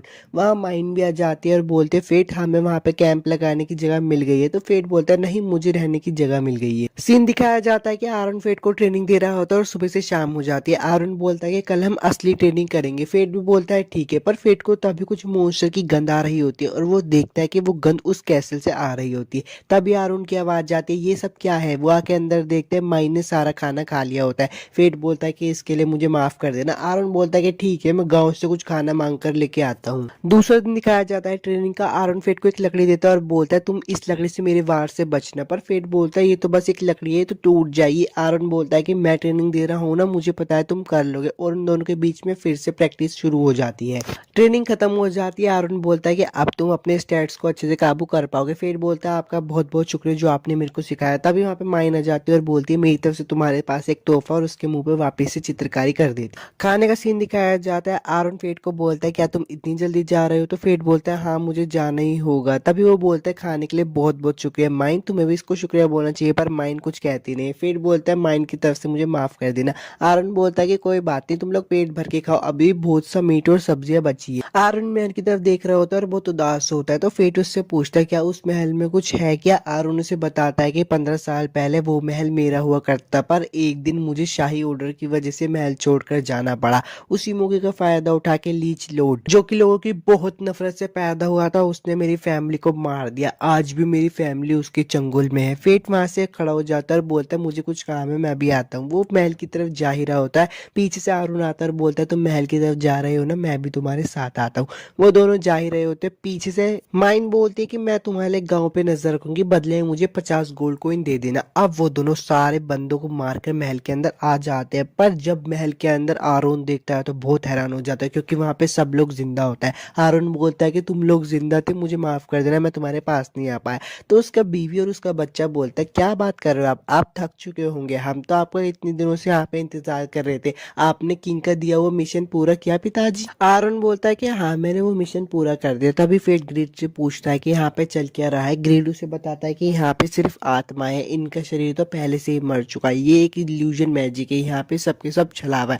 अब आरुण उससे बोलता है कि मेरे पास तुम्हारे लिए गिफ्ट है। ल्यूक वो जैसे ही गिफ्ट देने वाला होता है तभी उसका बेटा उस पर हमला कर देता है। आरुण उससे बच जाता है और बोलता है तुम ताकतवर बन गए हो ल्यूक। ल्यूक बोलता है क्योंकि आप ही गैर हाजिर में मुझे इस महल की रक्षा करनी पड़ी, आप तो बस अपने काम में ही बिजी थे, मैंने इस महल की लंबे समय तक रक्षा की है, आपने हमें मॉन्स्टर के हाथों में छोड़ दिया बस कैपिटल की ड्यूटी के लिए। आरुण बोलता है कि फेट क्या तुम मुझे मेरी फैमिली से लड़ने दोगे। तो फेट बोलता है ठीक है आप लड़ लीजिए, मैं इतने जाकर लिच लॉर्ड को ढूंढता हूँ। अब फेट और उसके लिच लॉर्ड के बीच में फाइट चल रही थी और आरुण और उसके बेटे के बीच में भी चल रही थी। फाइनली वो दोनों मिलकर लिच लॉर्ड को हरा देते हैं। आरुण अपनी फैमिली के सामने लेटा होता है और बोलता है मुझे माफ कर देना, मैंने तुम्हें बहुत इंतजार करवाया। तब ल्यूक और उसकी मम्मी के आत्मा वहां पे आ जाते हैं और ल्यूक बोलता है कोई बात नहीं पापा, आपने हमें इजाजत तो करवा ही दिया। आरुण अपनी फैमिली से थोड़ी बातें करता है और उनको फाइनली गुड बाय बोल ही देता है। वो लोग बाहर आते तो देखते हैं बहुत सारी डीमन की आर्मी अभी वहां पे इंतजार कर रही होती है। तो वो दोनों बोलते हैं चलो रेस लगाते हैं कौन कितने ज्यादा बंदे मारेगा। सुबह हो जाती है और माइंड गुस्सा हो रही होती है और बोलते तुम लोगों ने बहुत देर लगा दी। फेट बोलता है कि शांत हो जाओ, गुस्सा मत करो। तभी आरुण उसके हाथ में उसकी फीस रख देता है और बोलता है माफ कर देना, हमने देर कर दी। आरुण ये भी बोलता है कि अच्छा मुझे याद आ गया, मैंने तुम्हें कहाँ देखा था 50 साल पहले जब इस गाँव पे डीमन ने हमला किया था, तब तुम यहाँ पे बचाने आई थी। तुम तब भी एक वॉरियर की तरह लगती थी और अब भी एक वॉरियर की तरह लगती हो। माइन बोलते तुम्हारी नजर अच्छी है आरोन, 1000 साल की ट्रेनिंग से आरोन तुम मुझ तक पहुंच सकते हो। आरोन फेट को बोलता है कि सुनो, जब तुम्हारी जर्नी खत्म हो जाए तो तुम यहाँ पे वापस लौट कर आ जाना, मैं तुम्हें कुछ जरूरी बात बताना चाहता हूँ। और ऐसे ही फेट और माइन अपनी जर्नी को कंटिन्यू रखते हैं आरोन को बाय बोलकर। एपिसोड 7 तो खत्म हो गया। वीडियो अच्छी लगी तो लाइक और सब्सक्राइब जरूर करते।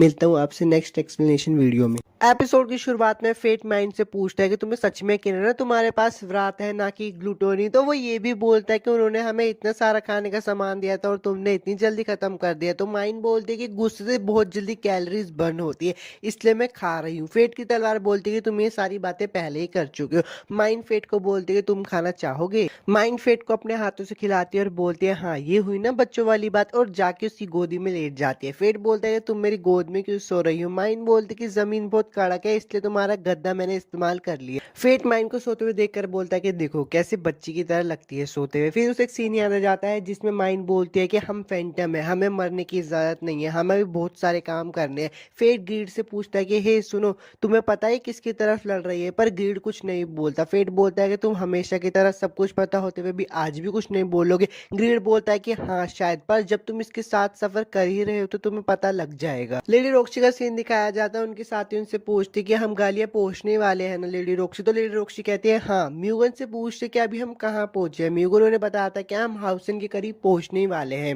वो लोग कैसल की तरफ पहुंच जाते हैं तो मिलिया उसको देखकर बोलते कि वाओ ये कैसल कितना बड़ा है। तो लेडी रोक्सी बोलते कि हाँ ये बड़ा है क्योंकि यहाँ पे पहले आरुण रहा करते थे। मिलिया कहती है अब यहाँ पे कौन रहता है। लेडी रोक्सी से बताते कि जहां तक मुझे यकीन है यहाँ पे क्लिच लॉर्ड ने कब्जा कर रखा है और वही यहाँ पे रहता है। वो लोग उस महल के पास जाते हैं तो मिलिया उसे देखकर बोलती कि पास से देख के जाए तो ये बहुत टूटा हुआ लगता है। लेडी रोक्सी कहते कि हाँ तुम सही तो कह रही हो, पर यहाँ पे किसी मॉन्स्टर का एहसास नहीं हो रहा। म्यूगन कहता है कि हाँ मुझे लगता है हाल ही में इस जगह को आजाद किया गया है। तभी वहां पे आ जाते हैं हमारे हीरो आरुण और बोलता है तुम सबका यहाँ पे स्वागत है, मैं हूँ आरुण। वीडियो में आगे बढ़ने से पहले मैं आपसे कुछ कहना चाहता हूँ। अगर आपको इसकी एक्सप्लेनेशन अच्छी लगती है और आप इसका नेक्स्ट पार्ट चाहते हो तो यार प्लीज मुझे कमेंट करके जरूर बताना और इस चैनल को सब्सक्राइब भी कर देना नेक्स्ट वीडियोस के लिए। मेरी आरोन को देखकर बोलते कि आप अभी तक रिटायर नहीं हुए, पर लेडी रोक्सी उसको चुप करवा देती है। म्यूगन बोलता है कि सर आपसे मिलना तो बहुत गर्व की बात थी। बारबोटिस फैमिली के हेड और महान तलवारबाज जिसे लाइट ऑफ ब्लेड के नाम से भी जाना जाता था। लेडी रोक्सी बोलते कि गुस्ताफी के लिए माफी चाहती हूँ मैं हूँ, पर वो अपना नाम बताने वाली होती है। तभी आरोन बोलता है कि रुको मुझे पता है, बहुत बड़ी हो चुकी हो रोक्सी। रोक्सी बोलती कि आपको मेरा नाम कैसे पता। आरोन बोलते है कि मेरी मेसन और आयशा से पुरानी पहचान है, जब तुम पैदा हुई थी तो उन्होंने ही तुम्हारा नाम रखने के लिए मुझे कहा था। लेडी रोक्सी बोलती कि वाह मुझे तो ये बात कभी पता ही नहीं थी, मेरे पेरेंट्स ने मुझे बात कभी बताई ही नहीं। म्यूगन वहां पे आकर बोलता है कि मुझे जलन हो रही है लेडी रोक्सी, आपका नाम एक हीरो ने रखा है। आरोन बोलता है कि मैं हीरो रह चुका हूँ पर अब मैं हीरो नहीं हूँ। तुमने तो मेरे रिटायर होने की वजह पता ही ली होगी रोक्सी। जिनकी मुझे हिफाजत करनी थी उनकी तो मैं हिफाजत कर नहीं पाया और उनको मैंने खो दिया। अब मेरे पास लड़ने के लिए कोई वजह नहीं बची। तो लेडी रोक्सी पीछे से बोलते पर आपने तो लिचलॉर्ड को हरा दिया ना। तो आरन बोलते हैं नहीं मैंने ये सब अकेले नहीं करा, मैंने उस लड़के के साथ मिलकर ये करा, उसी की बदौलत मैं उसे हरा पाया। म्यूगन बोलता है कि अच्छा वो लड़का बहुत जाबाज ही रहा होगा जिसने आपके साथ लड़ाई करके लिचलॉर्ड को हराया है। मीरी अभी पीछे बोलती है कि मुझे उससे मिलना है, बताओ ना वो कहाँ है। लेडी रोक्सी बोलती है कि आप मुझे उसका नाम बता सकते हो, मुझे कैपिटल में जाके बताना है कि हाउसन से किसने लिचलॉर्ड को भगाया। आरन बोलता है कि मुझे माफ कर देना पर मैं नहीं बता सकता। थोड़ा पहले का सीन दिखाया जाएगा जिसमें फेट आरन से बोलता है कि अगर कोई भी मेरे बारे में पूछे ना तो प्लीज उनको मत बताना। ये अजीब सी रिक्वेस्ट करने के लिए मैं माफी चाहता हूँ। आरन बोलता है कि उसने अपना नाम राज रखने के लिए बोला है। लेडी रोक्सी बोलती है अच्छा कोई बात नहीं मैं समझ गई, अब मैं चलती हूँ और गुस्ताखी के लिए माफ करना। आरन बोलता है तुम गालियां जा रही हो। लेडी रोक्सी बोलती है हाँ पर आपको कैसे पता। आरन बोलता है कि होली नाइट्स का यहाँ पे आना मतलब एक ही मकसद हो सकता है, क्या तुम्हें यहाँ पे वेलरिक ब्रदर्स ने भेजा है। तो लेडी रोक्सी बोलता है नहीं मैं यहाँ पे खुद से आई हूँ। आरन लेडी रोक्सी से पूछते हैं तुम मुझसे ट्रेनिंग लेना चाहोगी, गालिया में तुम्हें लड़ाई करने के लिए मैं सिखाऊंगा वहां पे कैसे लड़ते हैं, आखिरकार मैंने ही तुम्हारा नाम रखा है। लेडी रोक्सी बोलते हैं कि हाँ मुझे आपसे सीखकर बहुत खुशी होगी। वो उनको ट्रेनिंग दे रहे होते हैं। आरन बोलते हैं कि मुझे तुम्हारी तलवारबाजी में मेसन की सीख दिख रही है। फेट बोलता है कि बहुत देर से चल रहे हैं और आखिर ये कौन सी जगह है। तो माइन उसे बताते हैं कि ये वही जगह है जहाँ पे मेरा जन्म हुआ था। पैदा होते हैं मुझे इंपीरियल कैपिटल में भेज दिया गया था, इसलिए मुझे यहाँ की थोड़ी यादें याद नहीं है, पर ये जगह जरूरी है। फेट बोलता है कि मुझे तो लगा था गालिया 4000 साल पहले ही खत्म हो गया है। वो लोग आगे बढ़ते और फेट को एक कुकून दिखाई देता है। तो वो ग्रीड से पूछता है कि ये क्या चीज है। तो ग्रीड उसे बताता है कि एक बायोलॉजिकल वेपन है जिसे पुराने दिनों में गालिया की मिलिट्री ने टेस्ट किया था। माइन बोलते कि अब कर्ज चुकाने का वक्त वक्त आ गया है। फेट बोलता है कि हमें इससे लड़ना होगा। फेट उसको कून की स्टेट चेक करता है पर उसमें कुछ एरर आ रहा होता है, तो ग्रीड उसे बताती है कि अब इसमें बहुत सारे मॉन्स्टर चिपक गए हैं, इसी की वजह से इसमें एरर दिखा रहा है। माइन बोलती है कि अभी वो बच्चा है तो हम इसे हरा सकते हैं। फेट बोलता है कि अभी वो बच्चा है, वो बड़ा नहीं हुआ और मुझे करना क्या होगा। तो माइन उसे बताती है कि जब तक उसके सोल उससे जुड़ा हुआ है तुम्हें उसके शरीर पे वार कर सकते हो पर वो मरेगा नहीं। वो बोलते है चलो अब लड़ाई करने का समय आ गया है और उड़कर उस कुकून पे हमला कर देते हैं। वो कुकून टूट जाता है और उसमें से एक रोबोट टाइप चीज निकलती है पर उसके अंदर भी एक लड़की होती है। फेट उसको देखकर बोलता है कि अरे अच्छा, तो यही एक कीमेरा है और इसके अंदर एक शख्स क्यों है, ये मेरी तरह दिखती है, उसकी आंखें भी लाल है। वो उसकी तरफ देख ही रहा होता है तो माइन उससे बोलते है कि जल्दी से उसकी तरफ मत देखो। ग्रिड भी उसको बोलता है कि हाँ तुम उसकी तरफ मत देखो वरना हिल नहीं पाओगे। माइन बोलते चलो उसे खत्म कर देते हैं पर फेट उसे बोलते कि अगर मैंने उसे बोला तो वो हमेशा के लिए मेरी ताकत के अंदर कैद हो जाएगी और कभी आजाद नहीं हो पाएगी। पर माइन उसे बोलते कि उसकी शक्ल पर मत जाओ, वो दिखती इंसानों जैसी हो पर उसके अंदर एक मॉन्स्टर है, अगर भोले बने रहोगे तो हमेशा मारे जाओगे। फिर उन लोगों के बीच में होती है बहुत तगड़ी लड़ाई पर एंड में आके फेट उसको मार ही देता है। फेट उसे बोलता है कि मुझे इसको मारने में हमेशा वाली खुशी नहीं हो रही, बस अंदर ही अंदर एक दुख हो रहा है। तो ग्रीडो से बोलता है कि हाँ बात तो सही है, गलत हुए ना पर तुमने अपनी बिरादरी वाले को खा लिया। फेट माइन के पास आता है और उससे पूछता है क्या तुम उसे जानती थी। माइन उसे बताता है कि मैं इन सारी बातों को काफी सालों पहले ही भूल गई थी पर अगर कोई किमेरा बनता है तो मुझे उसे मारना ही पड़ेगा वरना और लोग मारे जाएंगे। फेट माइन में सोच रहा होता है कि अच्छा एक दिन इसकी जगह पे मैं भी हो सकता हूँ। फेट माइन को बोलता है कि हे माइन मैं तुमसे कुछ पूछना वो बोलता है कि अगर मैं कभी भी अपना होश खो दूं कि मैं तुमसे चाहता हूं कि प्लीज तुम मुझे मार देना, क्योंकि मुझे पता है अगर मैं एक बार बेकाबू हो गए तो सिर्फ तुम ही मुझे रोक सकती हो। माइन उसके पास आती है और उसको हक करके बोलती है कि ठीक है अगर तुम ऐसा चाहते हो तो मैं ऐसे ही करूंगा और उसको हक कर लेती है। फेट बोलता है कि मैं तो बेबीलोन की तरफ जा रहा हूँ, तुम अब क्या करोगे। तो माइन उसको बताते हैं कि अभी भी कुछ काम बाकी है, मैं अपने गाँव को फिर से बनाना चाहती हूँ। फेट वहां से जा ही रहा होता है पर माइन उसको बोलते है कि मुझे लगता है कि हम फिर से मिलने से पहले तो तुम मर जाओगे। पर फेट बोलता है ऐसा कुछ नहीं होगा। फेट भी बेबीलोन पहुंच जाता है तभी उसे आवाज आती है कि रास्ते से हट जाओ, कैपिटल की मालकिन आ चुकी है। वो देखता है कि वहां पे लेडी रोक्सी आ चुके हैं इसलिए वो अपना मास्क लगा लेता है। वो उसको देख ही रहा होता है तभी उसके कान में आवाज आती है कि वो मरने वाली है और तभी वो पीछे मुड़ के देखता है तो कोई भी नहीं होता। वो सोचता है क्या ये मेरा वहम था। एपिसोड 8 तो खत्म हो गया यार। वीडियो अच्छी लगी तो लाइक और सब्सक्राइब जरूर कर देना। मिलता हूँ आपसे नेक्स्ट टाइम में एक्सप्लेनेशन वीडियो। एपिसोड की शुरुआत में फेट बोलता है कि बेबीलोन में कई तरह के वॉरियर्स इकट्ठे होते हैं जैसे कि मार्सेंडरीज, माहिर लड़ाकू रह चुके होली नाइट्स और होली नाइट्स के प्रति नफरत रखने वाले लोग भी। अगर तुम ताकतवर हो बेबीलोन में तभी तुम्हारी गलती को माफ किया जा सकता है वरना नहीं किया जा सकता। दूसरे शब्दों में उन्हें मॉन्स्टर से निपटने के लिए हर तरह की मदद की जरूरत होती है। वो बोलता है कि ये जगह मेरे लिए बिल्कुल परफेक्ट है। अब सीन चेंज हो जाता है, लेडी रोक्सी का सीन दिखाया जाता है। उनके पास एक बंदा आता है बोलता है मैं हूँ नॉर्दर्न अलिस्टेयर, 5 महान फैमिलीज में से किसी एक की सेवा कर पाना मेरे लिए बहुत गर्व की बात है लेडी रोक्सी। तो लेडी रोक्सी बोलती है आप मेरे पिता की गैर हाजिर में बेबीलोन को संभाल रहे थे, आपकी सेवा के लिए बहुत बहुत शुक्रिया। तो अलिस्टेयर बोलता है नहीं मैं सर मेसन को बचा नहीं पाया, उनकी सेवा करते हुए भी उन्हें बचा नहीं सका, मुझे माफ कर देना। लेडी रोक्सी हैरान होकर बोलती जब उनकी मौत हुई तो तुम उनके साथ थे। नॉर्दर्न बोलता है हाँ। लेडी रोक्सी से बोलती कि अपना सर उठाओ, मैं यहाँ हुक्म के चलते और अपने पिता के नक्शे कदम पर चलने आई हूँ, हमें मॉन्स्टर्स को मारकर लोगों की और गालिया की हिफाजत करने दीजिए। ये सब देखकर मीरिया बोलती है कि वो लेडी रोक्सी को प्यार भरी नजरों से देख रहा है, उनकी पवित्रता खतरे में है, मुझे कुछ करना ही होगा। तभी म्यूगन उसे पकड़ लेता और बोलता है कि होली नाइट से पंगा लोग तो सर अलग कर दिया जाएगा। लेडी रोक्सी पीछे मुड़ते और बोलते हैं कि मीरिया और म्यूगन चलो इस शहर को घूमते हैं। फेट का सीन दिखाया जाता है। फेट बोलता है कि रहने के लिए 10 कॉइन और नाश्ते के लिए 1, कितने भी पैसे यहाँ पे ले आओ फिर भी यहाँ पे कम ही रहते हैं। तब ग्रिड बोलते हैं कि फेट अपनी साइड में देखो, वो मैन मुझे अपनी तरफ बुला रही है। फेट बोलता है कि ये तो बड़ी महंगी लगती है। ग्रिड बोलता है ज्यादा कंजूस मत बनो। तभी बाहर एक बंदा आता है और बोलता है कि आपका स्वागत है, आपको कुछ चाहिए। पर जैसे वो फेट के कपड़े दिखते हैं तो फेट के कपड़ों को छूने लगता है। फेट बोलता है तुम क्या कर रहे हो। वो बंदा बोलता है कि आग की गोली की करतूत है, नहीं शायद और भी गर्म चीज ने इसको फाड़ दिया है। फेट बोलता है आपको कैसे पता चला। वो बंदा बोलता है कि अच्छा तो मैंने सही अंदाजा लगाया था। ग्रिड बोलता है कि इस बंदे की निगाह चील की तरह है, बिल्कुल हम इस पे भरोसा कर सकते हैं। है, इससे मैन के बारे में पूछो। फेट बोलता है कि ये मैन मुझे खरीदनी है, इसकी कीमत क्या है? तो वो बंदा बोलता है कि तो बस दिखाने के लिए, अगर तुम्हारे मैन चाहिए तो मैं तुम्हारी तलवार के लिए दूसरी बना दूंगा, मुझे अपनी तलवार दिखाओ। तो फेट उसे अपनी तलवार दिखाता है। अब दुकान के अंदर का सीन दिखाया जाता है। वो बंदा कहता है कि तुम्हारी तलवार तो बहुत लाजवाब है। ग्रीड बोलता है कि तुमने सुना, एक सुनारी सोने को परख सकता है, मैं इतना हूं ही महान कि मेरी महानता छुपाए भी नहीं छुपती। फेट बोलता है कि अच्छा, तो इसके मैन बनाने के लिए कितने रुपए लगेंगे? वो बंदा बोलता है कि 500 गोल्ड कॉइन। फेट सुन के हैरान हो जाता है और दुकान से बाहर आ जाता है, कहता है रहने दो।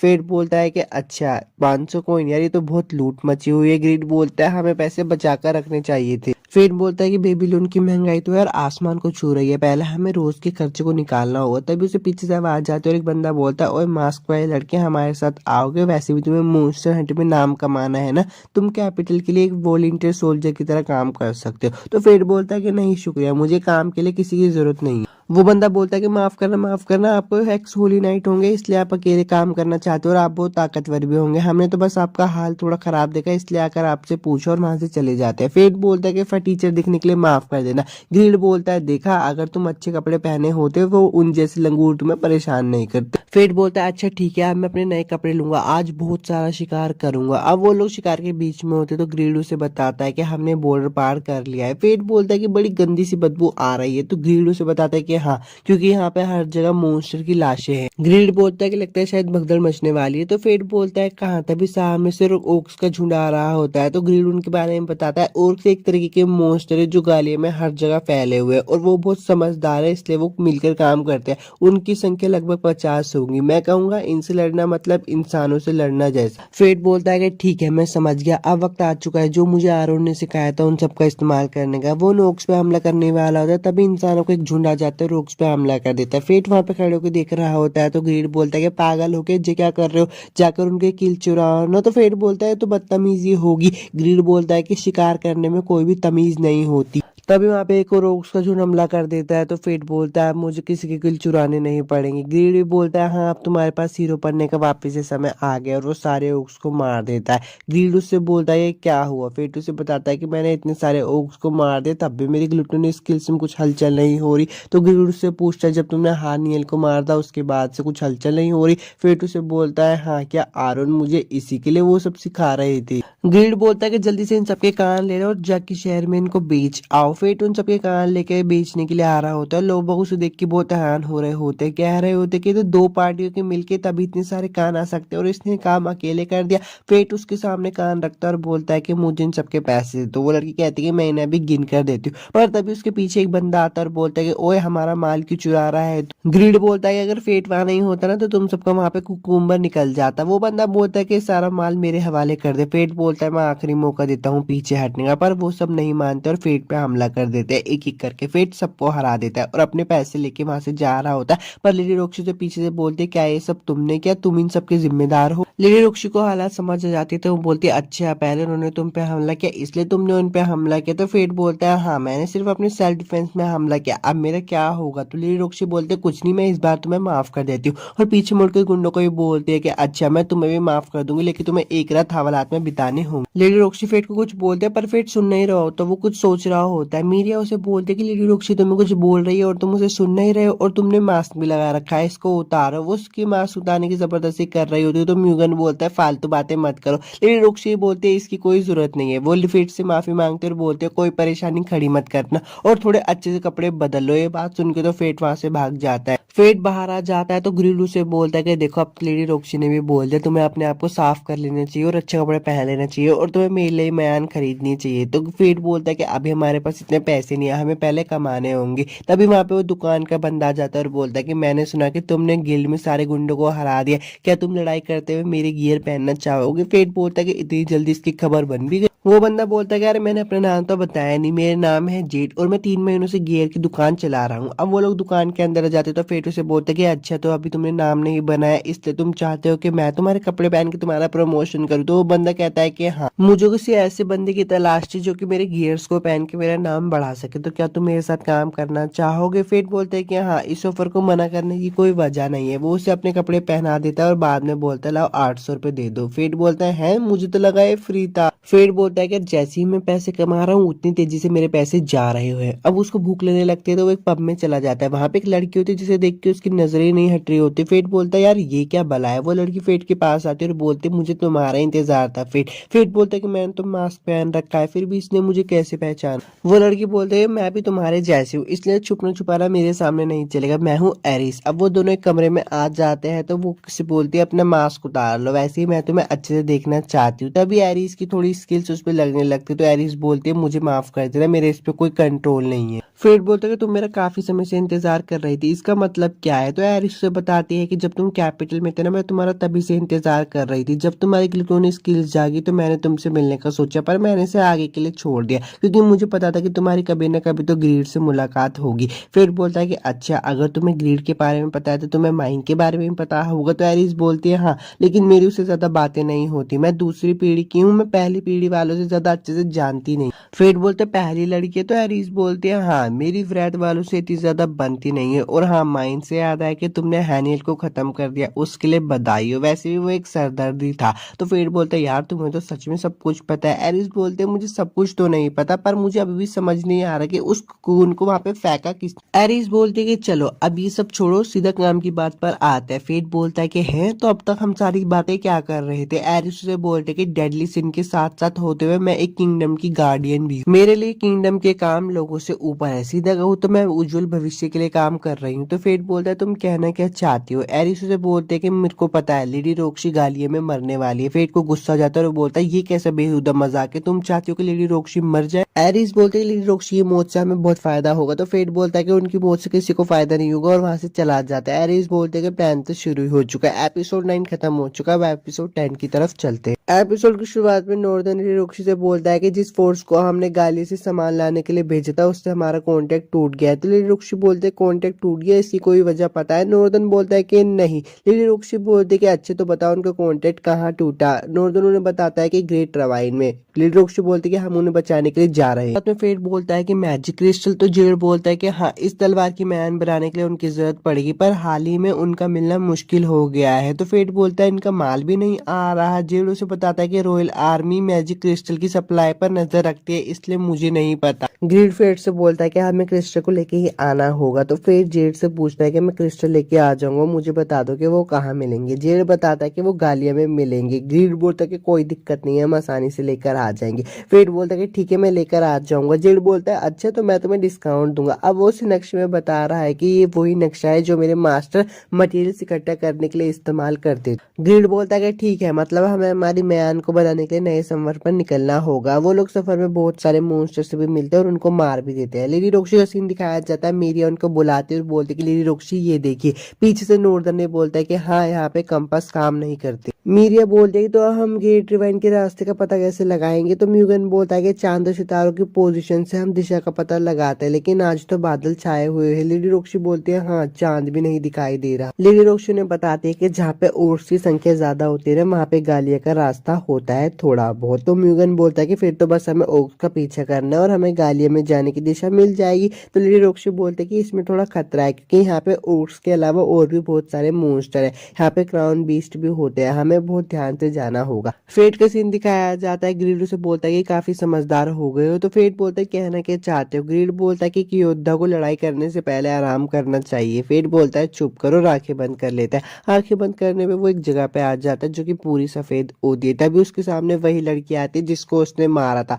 वो लड़की कुछ बोल रही होती है पर वो उसे सुन नहीं पा रहा होता क्योंकि वहां पे हल्ला बहुत ज्यादा होता है। वो कहना क्या चाहती थी अचानक से वहां का वातावरण बदल जाता है और खून ही खून आ जाता है। कुछ लोग फेट को नीचे खींच रहे होते हैं पर वो फेट का एक सपना होता है। फेट उठकर बोलता है कि वो क्या था और वो ये भी बोलता है कि मुझे यहाँ पे कुछ मॉन्स्टर की मौजूदगी हो रही है। ग्रीड उसे बताता है कि ये मॉन्स्टर नहीं है, ये कोई क्राउन बीस्ट है। फेट बोलता है कि मुझे कुछ दिखाई नहीं दे रहा। तो ग्रीड बोलता है कि अपने नाइट विजन का इस्तेमाल करो ना। वो अपने नाइट विजन का इस्तेमाल करता है तो उसे पता चलता है कि वहां तो छिपकलियां है और वो पूरी 4 है। वो कहता है कि तो बहुत आसान है और वो सारी छिपकलियों को मार देता है। लेकिन रोक्सी का सीन दिखाया जाता है जो कि सो रही होती है पर उनपे बहुत सारी छिपकलियों ने हमला कर दिया होता है। वो कहती है कि नॉर्दर्न कहाँ है। वो नॉर्दर्न की तरफ देखती है पर उसको बहुत ज्यादा चोट लगी होती है। मीरिया बोलती है कि अगर लेडी रोक्सी को कुछ हुआ ना तो मैं तुम सबको छोड़ूंगी नहीं। वो अपनी तलवार का इस्तेमाल करके उस छिपकली पे हमला करती है पर उस छिपकली को कुछ नहीं होता और उसको पीछे धकेलती है। म्यूगन कहता है कि तुम्हें ये नहीं पता कि अगर तुम छिपकली के ऊपर जादू की तलवार मारोगे तो उसे कुछ नहीं होता है। लेडी रोक्सी से बचा रही होती है, पर तभी एक छिपकली उस पर हमला करने वाली होती है, पर फेट आके उसे बचा लेता है और बोलता है कि यहाँ पे और भी है, और फेट सारी छिपकलियों को वहां पे मार देता है। लेडी रॉक्सी बोलते हैं कि तुम्हारा शुक्र है, तुमने मेरे और सैनिक मरने से बचा लिए और तुमने मीरिया की भी मदद की। मीरिया बोलते कि मैंने इसे थोड़ी ना मदद मांगी थी, और लेडी रॉक्सी आपकी हिफाजत तो मुझे करनी थी। म्यूगन बोलता है कि बेवकूफ, थोड़ी तो शर्म करो, उससे तुम्हारी जान बचाइए। म्यूगन बोलता है कि हम फिर से मिल गए, मैं हूँ इस यूनिट का कैप्टन, मेरा नाम है म्यूगन। लेडी रॉक्सी बोलती कि यह है नॉर्दन और अब ये बेबीलोन की सुरक्षा कर रहा है। नॉर्दन बोलता है कि तुम्हारा शुक्रिया, तुमने हमारी जान बचा ली। फेट बोलता है कि इन सब की कोई जरूरत नहीं है, पर मुझे अभी एक बात की बहुत चिंता हो रही है, और वो एक छिपकली के ऊपर निशान दिखाता है। लेडी रॉक्सी पास जाकर बोलती है कि हाँ, इस वाली छिपकली के पास भी ऐसा ही निशान है। मीरिया बोलती कि चारों छिपकली पर एक ही निशान है। फेट बोलता है यहाँ पर चल क्या रहा है। म्यूगन उसे बताता है कि आमतौर पर क्राउन ब्रेस कभी साथ में काम नहीं करते। मीरिया बोलती कि मुझे ऐसा लगा वो लोग लेडी रॉक्सी के पीछे थे। लेडी रॉक्सी बोलती है कि मुझे लगता है बस ये जरूर कोई इत्तेफाक होगा। पीछे से नॉर्दन बोलता है कि पता नहीं गालिया में क्या हो रहा होगा, जबकि डिवाइन ड्रैगन भी जाग चुका है अपने घोंसले से। वो लोग ग्रेट रिवाइन पहुंच जाते हैं तो फेट बोलता है मदद पाकर खुशी हुई। म्यूगन बोलता है कि किस्मत की बात है, हम एक ही तरफ जा रहे हैं। लेडी रॉक्सी हाथ आगे बढ़ाते और बोलते मैं तुम्हारी दुआ करूंगी कि तुम्हारी जर्नी अच्छी जाए। फेट उनसे हाथ मिलाने के लिए घबरा रहा होता है क्योंकि वो उनका दिमाग पढ़ सकता है, पर जल्दी से मीरिया आके उसके हाथ को पकड़ लेती है और फेट उसका दिमाग पढ़ लेता है। मीरिया मन में कह रही होती है कि मेरी लेडी रॉक्सी की हिफाजत तो मैं ही करूंगी, निकल जा कीड़े यहाँ से। लेडी रॉक्सी बोलती है कि इसकी तरफ से मैं माफी मांगती है और वो लोग वहां से चले जाते हैं। सुबह का सीन दिखाया जाता है। फेट एक जगह पे आ जाता है और बोलता है कि यहाँ की हवा तो बहुत ताजी और अच्छी। ग्रीड बोलता है कि शायद ये लड़ाइयों का असर होगा जो कि यहाँ पे पहले हुई थी। अब वो लोग थोड़ा आगे बढ़ते हैं तो फेट एक चीज को देखता है, वहां पे एक मॉन्स्टर पत्थर में जमा हुआ होता है। ग्रीड उसे बोलता है कि इसका इस खास माहौल से कुछ लेना देना होगा। फेट आगे बढ़ रहा होता है और उसको एरिस दिखाई देती है। वो एरिस की तरफ जाता है पर एरिस तो वहां से निकल जाती है। ग्रीड उसको बोलता है कि उधर देखो। वो उधर देखता है और वहां पे हैरान हो जाता है क्योंकि वहां पे कीमेरा होता है। वो कहता है ये हिल नहीं रहा है, तो ग्रीड उसे बोलता है कि ये कोई प्रोटोटाइप होगा और इसमें कोर भी नहीं है, शायद इसे प्राचीन लड़ाइयों में इस्तेमाल किया गया होगा और बाद में इसे दफन कर दिया गया होगा, और फिर जमीन खिसकने के बाद उसका सर बाहर आ गया। फिर बोलता है कि फिर तो यहाँ पे और भी जमीन खिसकी होगी। वो आगे जाके देखते तो वहाँ पे 3 जमीन खिसकी होती है। वहाँ पे 3 प्रोटोटाइप होने चाहिए थे पर वहाँ पे 2 गायब होते हैं। फिर समझ जाता है कि ये जरूर एरिस की चाल होती है। तभी उसे वहाँ पे किसी के चिल्लाने की आवाज आती है। फिर बोलता है कि वो तो ईस्ट की तरफ से आ रही है और वहीं पर ही लेडी रॉक्सी गई। लेडी रॉक्सी का सीन दिखाया जाता है जिनके ऊपर 2 प्रोटोटाइप हमला कर रहे होते हैं। मीरिया बोलते हैं कि मैं लेडी रॉक्सी की जान बचाऊंगी चाहे कुछ भी हो जाए, और उस पर दोनों प्रोटोटाइप हमला कर देते हैं, पर म्यूगन उसे आगे बचा लेता है और म्यूगन को चोट लग जाती है। फेट भी वहां पे आ जाता है और एक प्रोटोटाइप पे हमला कर देता है। फेट बोलता है कि तुम ठीक तो हो। लेडी रॉक्सी बोलती कि हाँ मैं तो ठीक हूँ, लेकिन म्यूगन मीरिया को बचा रहा था और उसको चोट लग गई और नॉर्दन की भी हालत खराब है। ग्रीड बोलता है कि इसकी रिजनरेशन की स्पीड तो हैनियल से बहुत ज्यादा ही कम है। फेट लेडी रॉक्सी को बोलता है कि इन्हें कीमेरा कहा जाता है और इनकी कोर से इनकी कमजोरी होती है। आप उस मॉन्स्टर को देख रहे हो ना, वही इसका कोर है। अगर हम उसे मार देंगे तो फिर बाद में हिलडुल नहीं सकेंगे। वो दोनों ही उन दोनों कोर्स पे हमला कर रहे होते हैं तो ग्रीड बोलता है वो हमें दूर रखने की कोशिश कर रहे हैं, उनके लिए बुरा है। फेट लेडी रॉक्सी के साथ लड़ रहा होता है और मन में बोल रहा होता है कि मैं पहली बार लेडी रॉक्सी के साथ मिलकर लड़ रहा हूँ और ये माइन और आरोन से तो अच्छा ही लग रहा है। वो दोनों उनमें से एक कीमेरा को मार देते हैं पर एक कीमेरा उनको एक गड्ढे में फेंक देता है। फेट बेहोश हो जाता है। ग्रीड उसे बोलता है फेट तुम उठ गए। फेट कहता है कि अच्छा तो हम वहां से नीचे गिरे थे। फेट ने मास्क नहीं लगा रखा होता और उसकी गोदी में लेडी रॉक्सी सो रही होती है। वो कहते कि अरे यार ये तो बहुत प्रॉब्लम हो जाएगी। वो अपने मुंह को छुपा लेता है क्योंकि लेडी रॉक्सी उठ जाती है। वो उठने की कोशिश कर रही होती है पर वो उठ नहीं पाती। लेडी रॉक्सी कहती है अगर मैं थोड़ा सा आराम करूंगी तो मैं ठीक हो जाऊंगी। फेट बोलता है कि ये हुई ना खोरी नाइट वाली बात। फेट बोलता है कि अगर जमीन नहीं किसकी होती तो हमने उसकी मेरा को हरा ही दिया होता। लेडी रॉक्सी बोलती है कि मेरा क्या होता है। फेट ने बताता है कि एक आर्टिफिशियल मॉन्स्टर है जो कि गालिया में 4000 साल पहले बने थे।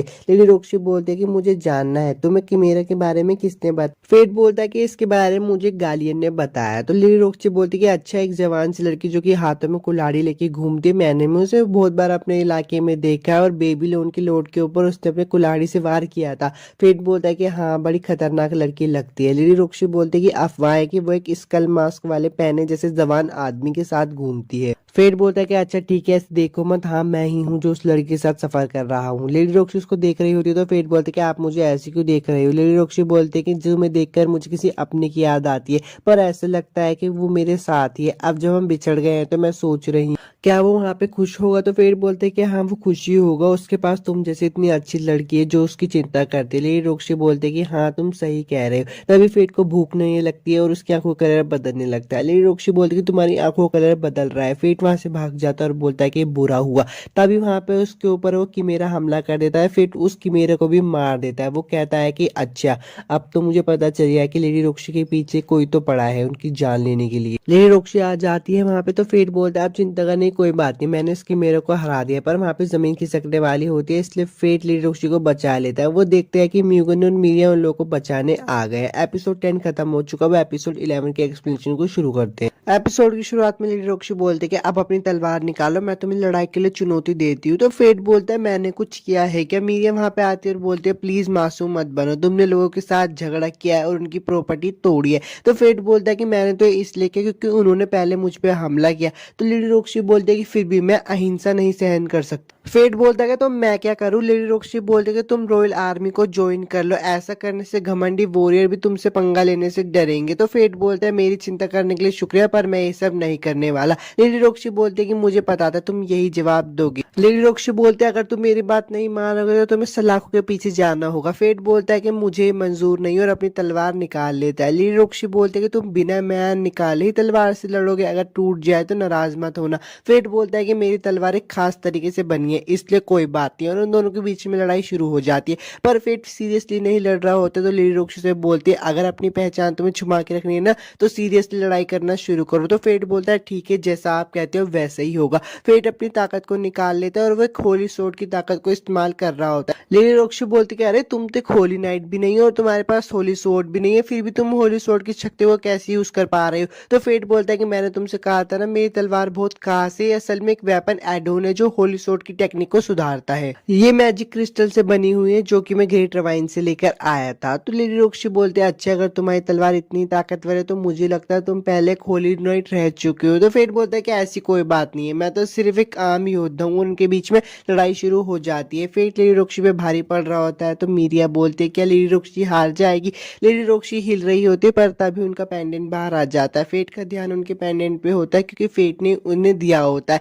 इसी मौके का फायदा उठा के लेडी रॉक्सी फेट को हरा देती है और बोलती तुम्हारा ध्यान कहाँ था? मीरिया बोलती कि मुझे तो पता था, लेडी रॉक्सी इस चिरकुट से तो कभी हार ही नहीं सकती। लेडी रॉक्सी फेट को बोलती कि तुम अचानक से इतने शांत कैसे हो गए? फेट बोलता है कि तुम कहना क्या चाहती हो, मैं ऐसा ही हूँ। लेडी रॉक्सी बोलती है मुझे पागल मत बनाओ। फेट बोलता है कि अच्छा चलो जो भी हो, मैं यहाँ से जा रहा हूँ। लेडी रॉक्सी बोलती कि सुनो, तुम्हारी तलवारबाजी का तरीका क्या तुमने सर आरोन से सीखा है? मैंने भी उनसे ट्रेनिंग ली थी गालियत जाते वक्त। मुझे तुम्हारे हमला करने के तरीके और चाल से उनकी याद आती है। सर आरोन ने मुझसे कहा था कि एक मुसाफिर से मिलने के बाद जो गालियत जा रहा था उसने मुझे हिम्मत दी और मैंने वापस से तलवार उठाने का फैसला किया। और उन्होंने कहा उस मुसाफिर में इतनी ताकत है कि वो खुद उसके सामने कमजोर पड़ गए थे। लेडी रॉक्सी बोल रही थी कि अगर तुम वो हो तो, पर तभी फेट उनकी बात काट देता और बोलता है कि अगर मैं वो हूँ भी तो ये मेरी प्रॉब्लम है, तुम्हें गालिया में खुद की हिफाजत पर ध्यान देना चाहिए। और वो दोनों वहां से चले जाते हैं। फेट जाते हुए सोच रहा होता है कि लेडी रॉक्सी कितनी ईमानदार और दयालु है, उनकी खुद की जान खतरे में होने के बाद भी उन्हें मेरी फिक्र है। तभी उसे म्यूगन की आवाज आती है और बोलती है कि तुमने कमाल कर दिया, मैंने देखा तुम लेडी रॉक्सी के साथ कितने अच्छे तरीके से लड़ रहे थे। फेट बोलता है कि ये तो कुछ भी नहीं था। म्यूगन बोलता है कि तुम सही था किमेरा के बारे में, मेरे स्वर्गवासी पिता और मेरी बेटी किमेरा के बारे में पढ़ाई कर रहे हैं। तो फेट बोलता है कि हमें उससे जाकर मिलना चाहिए। म्यूगन बोलता है कि तुम मेरी बेटी से मिलने चाहते हो, ऐसा कभी नहीं होगा। तभी रायने का सीन दिखाया जाता है। उसकी फ्रेंड उससे पूछती है कि तुम्हें क्या लगता है वेलरिक्स ब्रदर के बीच में क्या चल रहा है? रायने कहती है कि हार्डो मर गया, शायद उसकी वजह से वो लोग पगला गए। अफवाह भी कहते हैं कि वो पूरे दिन अपने घर में बैठकर फिलोसफर स्टोन के बारे में पढ़ाई करते रहते हैं। उसकी दोस्त बोलती है कि फिलोसफर स्टोन, तो उसकी दोस्त उसे बताते हैं कि हाँ वो उन्होंने एक ट्रिप पे जाके उसको ढूंढा था। रायने फिलोसफर स्टोन के बारे में एक बुक में पढ़ती है, उसमें हमें फिलोसफर स्टोन के बारे में बताया जाता है कि वो किसी भी घाव को भर सकता है और साथ ही अपने ओनर को अच्छी ताकत देता है और उसे बहुत मजबूत बनाता है, पर उसकी कीमत भी है, वो अपने ओनर का माइंड और उसकी बॉडी को काबू में कर लेता है। तो उसकी फ्रेंड बोलती है ये लोग क्या खिचड़ी पका रहे हैं? फेट का सीन दिखाया जाता है जो कि बेड पे बैठकर सोच रहा होता है कि मैं उतना ताकतवर कैसे बनूंगा, पर तभी उसे एक अलार्म की आवाज सुनाई देती है और लेडी रॉक्सी भी चौकन्ना हो जाती है। उसके पास नॉर्दन आता है और बोलता है कि वहाँ बड़ी भगदड़ मची है जो डेथ मार्च कर रहा है। लेडी रॉक्सी जल्दी से एक सेना को तैयार करती है और बोलती है हम गालिया जा रहा है। वो गालिया के लिए निकल जाती है। फेट का सीन दिखाया जाता है। ग्रिल उससे पूछता है कि क्या तुम फिर से हीरो बनने वाले हो? तो फेट उसे जवाब देता है कि नहीं, अगर ये सब सब डेथ मार्च कर रहा है तो लेडी रोक्शी उससे निपट लेगी। वो अपनी भूख को जगा लेता है तो ग्रीड बोलता है तुम अब इसको अच्छे से संभाल पा रहे हो, हमें तैयार रहना होगा, हमें पता करना होगी क्या चल रहा है और उसको तुरंत रोकना होगा। ग्रीड बोलता है कि रॉयल आर्मी की तरफ कुछ आ रहा है। फिर बोलता है कि मुझे तो दिखाई नहीं दे रहा, पर जब वो अपनी आंखों से देखता है तो वो बोलता है अरे ये तो नीचे से आ रहा है। ग्रीड उसे बोलता है कि वो एक वेल की रफ्तार से चल रहा है और अगर वो ऐसे ही चलता रहा तो वो रॉयल आर्मी के करीब बहुत जल्दी पहुंच जाएगा। ग्रीड बोलता है कि लेडी रोक्शी और रॉयल आर्मी का ध्यान अभी डेथ मार्च पे है और अगर उन पे अचानक से हमला होता है तो मुसीबत आ जाएगी। फेट बोलता है कि तुम्हें पता है ना ग्रीड हमें क्या करना है और वो उस स्लाइम के ऊपर हमला करके अपनी तरफ बुला लेता है। फेट बोलता है कि अब हम बताते हैं कि इसके साथ क्या करना है, पर वो उसके ऊपर देखता है कि उसके पास भी वही निशान होता है जो उन चिपकलियों के पास होता है। फेट बोलता है कि अब तो हम इसका पर्दाफाश करके रहेंगे और वहां से कूद जाता है। कूदते हुए फेट सोच रहा होता है कि अगर मैं अपने पहले वाले टाइम में होता तो मैं कभी इतनी ऊंचाई से नहीं कूद पाता। फेट और उनके बीच में लड़ाई होने लगती है पर वो स्लाइम उस पर एसिड फेंकने लगता है। फेट बोलता है ये एसिड ड्रेन क्यों कर रहा है, इसकी महक बहुत गंदी है। तो ग्रीड बोलता है कि संभल कर रहना, अगर तुमने उसे छू लिया तो तुम मर जाओगे। फेट बोलता है कि हम इससे करीब से नहीं लड़ पाएंगे। ग्रीड उसे एक बार और बताता है कि अगर तुमने इसे काटा और अगर इसने अपना एसिड फैला दिया तो ये तुम्हारी हड्डियां तक फैला देगा। अब उनके बीच में थोड़ी सी लड़ाई होने लगती है और वो स्लाइम जमीन के अंदर चला जाता है। फेट भी उसके ऊपर एक जोरदार हमला करता है और जाकर देखता है पर वो स्लाइम जिंदा होता है। तभी वो ऊपर उठ के देखता है तो उसके जैसे एक बंदा वहां पे खड़ा होता है। फेट बोलता है कि मेरे जैसा भेस बदलने वाला मास्क। फेट बोलता है कि जरूर एरिसी होगी और उस पर हमला कर देता है। ग्रीड उसे बताता है कि ये मोर्टल सिन का वेपन है ब्लैक गन एनवी। वो उस पर हमला कर देता है पर वो देखते कि वो तो एरिस है ही नहीं। वो बंदा बोलता है कि तुम मेरा वक्त बर्बाद कर रहे हो। फेट और उसके बीच में लड़ाई शुरू हो जाती है पर वो ग्रीन मास्क वाला बंदा फेट पे भारी पड़ रहा होता है और एक टाइम पे आके वो उसको हराने ही वाला होता है। फेट बोलता है कि वो बहुत ताकतवर है। वो ग्रीन मास्क वाला बंदा बोलता है कि अब तुम्हारा खेल खत्म।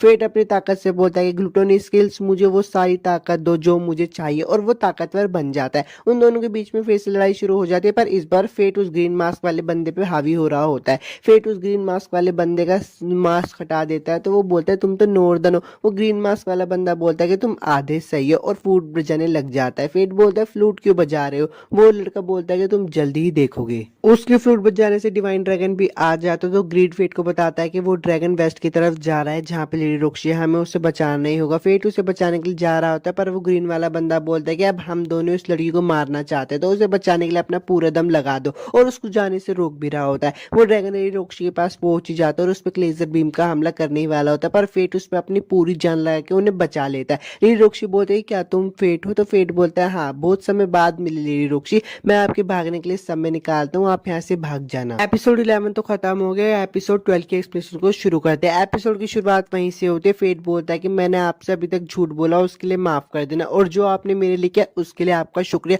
और आगे जाके ड्रैगन से फाइट कर रहा होता है। ड्रैगन से फाइट करने के साथ वो उस ग्रीन मास्क वाले बंदे के साथ भी फाइट कर रहा होता है। वो ग्रीन मास्क वाला बंदा बोलता है कि तू बहुत चालाक है, तूने डिवाइन ड्रैगन पे ऐसी कौन सी आर्ट यूज की जो मैंने आज तक नहीं देखी। अब उन दोनों के बीच में अच्छी लड़ाई चल रही होती है, दोनों एक दूसरे को अच्छी टक्कर दे रहे होते हैं पर तभी वो लड़का फेट के हाथ काट देता है और बोलते है अब तेरा खेल खत्म। एरिस ने मुझे बोला था कि उसे तुझसे बहुत उम्मीद है पर इसका कोई फायदा नहीं हुआ। अब जो तूने मुझे दर्द पहुंचाया उसकी तो तुझे कीमत चुकानी ही पड़ेगी। और वो फेट को मारने ही जा रहा होता है पर फेट पीछे से उसके सीने में तलवार घुसा देता है। वो बंदा बोलता है कि ये तूने कब किया। फेट उससे बोलता है कि मुझे पता था, तो खुद को जीता हुआ समझकर तू मुझे हल्के में लेगा। वो लड़का बोलता है कि तुमने मुझे मारने के लिए अपने हाथ गवा दिए। तो फेट बोलता है कि ये तो बस एक जुआ था, अब मेरे हाथ को अपने साथ ले जाओ और उसके दो हिस्से कर देता है। पर वो वापस से उस व्हाइट स्क्रीन में आ जाता है। फेट बोलता है कि मैं तो यहाँ पे पहले भी आया हूँ, मुझे ये जगह याद आ रही है। पीछे से आवाज आती है कि मैंने तुम्हें इतनी चेतावनियां दी। फेट उस लड़की को देखकर बोलता है कि तुम तो वही लड़की हो ना जो हानियल के कोर में थी। वो लड़की बोलते है कि मेरा नाम है लूना और शुक्रिया। फेट बोलता है कि तुम मुझे शुक्रिया क्यों कह रही हो। वो लड़की बोलते है कि मुझे मारने के लिए, इतनी उदास मत हो, शायद तुमने वो मेरे भले के लिए ही किया था लेकिन मुझे माफ करना। फेट बोलता है कि अब तुम क्यों माफी मांग रही हो। वो लड़की बोलते है कि मैं तुम्हारे लिए ज्यादा कुछ नहीं कर पाई और तभी उसके नीचे की जमीन टूटने लगती है। फेट बोलता है कि अच्छा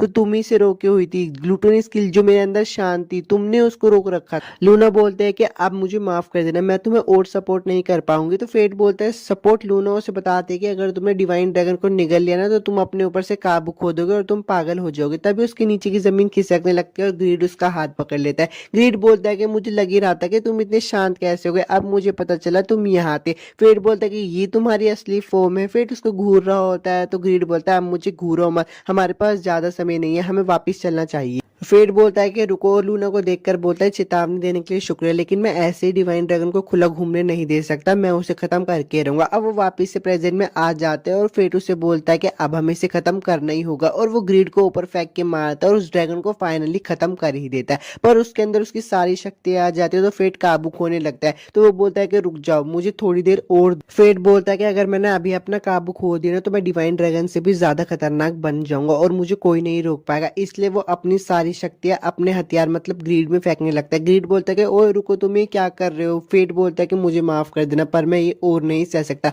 वो अपनी थोड़ी सी ताकत दे देता है ग्रीड को और ग्रीड भी अपनी नई लेवल में आ जाता है। फेट बोलता है कि अगर अब मैं बर्सर्क मोड में जाता भी हूँ तो मुझे इतना डैमेज नहीं होगा। ग्रीड बोलता है कि अच्छा, तो ये स्किल सुमी भी अंदर से खा रही है। वहां पे माइन भी आ जाती है और फेट माइन को बोलता है प्लीज मुझे मार दो। माइन उसको बताती है कि जब तुम अपनी स्किल पर ज्यादा जोर देते हो ना तो वो तुम पर हावी हो जाती है और तुम उस पर से अपना काबू खो देते हो। मैंने तुम्हें चेतावनी दी थी। फेट बोलता है मुझे माफ कर देना। माइन बोलती है अच्छा मैं समझती हूँ, उसको मारने वाली होती है पर लेडी रोक्शी आकर उसको बचा लेती है। फेट बोलता है कि आपने मुझे क्यों बचाया। लेडी रोक्शी बोल रही तुम ये मुझसे पूछ रहे हो, तुम अभी क्या करने की सोच रहे थे। फेट बोलता है कि मैं नहीं चाहता था कि आप मुझे कभी ऐसे देखो। लेडी रोक्शी बोलती है कि तुम्हें क्या लगता है इन सब चीजों से मुझे तुमसे नफरत हो जाएगी, भले ही तुम में कैसी भी ताकत आ जाए, लेकिन तुम मेरे लिए वही फेट रहोगे। फेट मन में सोच रहा होता है कि ग्लूटो स्किल्स पहले से बेकाबू थी लेकिन अब वो शांत हो गई है। फेट मन में सोच रहा होता है कि मैं पहले डरा हुआ था कि लेडी रोक्शी जब मुझे ऐसे देखेंगे तो वो मुझसे नफरत करेगी, लेकिन अभी उन्होंने मुझे देख लिया और वो मुझे इस चीज को लेके एक्सेप्ट भी करती है। मैं हमेशा सोचता था कि मैं लेडी रोक्शी को बचाऊंगा, पर मुझे लगता था कि वो मुझे बचाएगी पहले की तरह। अब फेट लेडी रोक्शी की बाहों में बेहोश हो जाता है और कुछ दिनों के बाद उठता है। फेट कहता है कि मैं कहाँ हूँ और ये मेरा कमरा है। वो अपने हाथ को देखता है तो उसको याद आता है कि हाँ, ये तो नॉर्दन ने मेरे हाथ को काट दिया था और मैं कितने दिन से सोया हूँ। तो एरिस और माइन अंदर आती है और एरिस बोलती है तुम पूरे एक हफ्ते से सोए हुए हो। वो बोलती है तुम्हें अभी भी मेरी चिंता है। माइन बोलते तुम बहुत सोते रहते हो। एरिस बोलती कि तुम इसे दोष नहीं दे सकती क्योंकि इसने अपनी हद से ज्यादा ताकत का इस्तेमाल कर लिया था। इरिस फेट को उसका हथियार दे देते और बोलते हैं ये लो, तुम इसे भूल गए थे। ग्रीड फेट से बोलते कि इतने दिनों के बाद मेरी याद आ रही है। फेट ग्रीड को बोलते कि अरे तुम्हारी हालत तो कुछ ज्यादा ही खराब है। एरिस बोलते कि इसकी हालत तो खराब होनी ही थी, हम इसे गालिया के सेंटर तक ढूंढ कर आए इसलिए इतना गंदा हो रहा है। फेट बोलता है कि वहां तक पहुंचा कैसे। एरिस उसे बताते हैं कि शायद इसे कोई वहां पे मॉन्स्टर ले गया होगा क्योंकि माइन उसे कलेक्ट करना भूल गई थी। एरिस अब मेन बात बताती है, अब जबकि तुमने डिवाइन ड्रैगन को हराई दिया है तो हमें तुम्हारी मदद की जरूरत है। खैर, रोक्शी की मौत से क्राउन ह्यूमन बनाने का प्लान अब खत्म हो चुका है। फेट बोलता है कि वादा करो कि अब तुम लेडी रोक्शी को कभी नुकसान नहीं पहुंचाओगे। तो एरिस बोलते हैं कि हाँ, मैं इतनी बेवकूफ थी, मैंने उसे मारने का प्लान बनाया। अब जबकि डिवाइन ड्रैगन बन गया है तो अब इस देश का एक नया जन्म होगा और हमें तुम्हारी मदद की जरूरत है। तुम मना नहीं कर सकते क्योंकि जिन जिन के पास ये अजीब से वेपन होते हैं उन्हें करना ही पड़ता है। फेट बोलते कि अच्छा ठीक है। एरिस बोलते कि चलो अब तुम्हारे हाथ का जुगाड़ करते हैं। फेट बोलते हैं क्या मेरा हाथ ठीक हो जाएगा। एरिस बोलते कि हाँ, पर उससे पहले हमें यहाँ से निकलना होगा। तो फेट बोलता है मैं लेडी रोक्शी से तो मिल लेता हूँ। एरिस बोलते कि नहीं, अभी तुम्हारा उसके पास जाना खतरनाक है और वो वहां से चला जाता है। अब लेडी रोक्शी का सीन दिखाया जाता है जो कि फेट से मिलने के लिए आ रही होती है। रास्ते में उसे मीरिया मिलती है और पूछती है आप कहाँ जा रही हो। तो लेडी रोक्शी बोलती है मैं एक ट्रिप पर जा रही हूँ और मन में मीरिया बोलते कि हाँ, मुझे पता है आप उस झिंगुर से ही मिलने जा रही होगी। लेडी रोक्शी फेट के कमरे में आती है और फेट को गायब देखकर चिंता करने लगते हैं। वो एक लेटर पढ़ते हैं और उसमें लिखा होता है मुझे माफ करना, मैंने आपको कभी अपनी ग्लूटनी स्किल्स के बारे में नहीं बताया, और हाँ, मुझे माफ कर देना, लेकिन मुझे अभी जरूरी काम से जाना पड़ा, पर मैं एक दिन आपसे वादा करता हूँ मैं आपसे जरूर मिलने आऊंगा, तब तक अपना ख्याल रखना। लेडी रोक्शी बोलते कि पहले तुमने मुझे इतनी हिम्मत दी और अब ऐसे अकेले छोड़कर जा रहे हो। तभी थोड़ा पास का सीन दिखाया जाता है। एक बच्चा रात को बेंच पे बैठा होता है तो लेडी रोक्शी उससे जाकर बोलते कि तुम्हें अपने घर जाना चाहिए। तो फेट बोलता है कि नहीं प्लीज मुझे मत मारो। लेडी रोक्शी बोलती कि मैं तो बस तुम्हें ऐसे ही कह रही थी। ले फेट बोलता है मुझे माफ कर। फेट बोलता है मुझे माफ कर दो। लेडी रोक्शी बोलती है अच्छा, तो लोग सच में होली नाइट से डरते हैं और फेट से माफी मांगने लगती है। फेट बोलता है आप क्यों माफी मांग रहे हो। लेडी रोक्शी बोलती है कि मुझे खुद को एक होली नाइट कहने में शर्म आ रही है। फेट को भूख नहीं लगती है तो लेडी रोक्शी उसको कुछ खाने के लिए खिलाती है। अब फेट को वहां से जाना होता है तो वो बोलता है अच्छा, अब मुझे पता चला कैपिटल में इतने बुरे लोग नहीं है। वो वहां से जा रहा होता है तो लेडी रोक्शी बोलती है तुम्हारा नाम क्या है। वो बोलता है मेरा नाम है फेट और वहां से चला जाता है। लेडी रोक्शी बोलती है कि पहली बार मुझे खुद पर गर्व हो रहा है क्योंकि मैं एक होली नाइट हूँ। और प्रेजेंट का सीन दिखाया जाता है। लेडी रोक्शी बोलती है कि अपना ध्यान रखना फेट, और सीन बदल जाता है। वेल्ड्रिक ब्रदर्स का सीन दिखाया जाता है। राफेल बोलता है अच्छा, तो वो मास्क पहनने वाला बंदा ही फेट है जिसने हार्डो को मारा था। है और वो बोलता है मुझे जरा काम है, और अपने कमरे में जाके जोरों से हंसने लगता है और बोलता है फेट तुम बस देखते जाओ। फेट का सीन दिखाया जाता है। एरिस से बोलते हैं कि अगर तुम अपनी ग्रीड को थोड़ी सी पावर दे दोगे तो वो तुम्हें हील भी कर सकता है। फेट ग्रीड को बोलता है कि मेरी 40% पावर कर दो और मुझे हील कर दो। फेट का भी हाथ वापस से आ जाता है और एपिसोड 12 भी यहीं पे खत्म हो जाता है। अगर आपको ये सारे एपिसोड्स अच्छे लगे तो वीडियो को लाइक और सब्सक्राइब जरूर करना। मिलता हूँ आपसे नेक्स्ट एनिमे एक्सप्लेनेशन वीडियो में।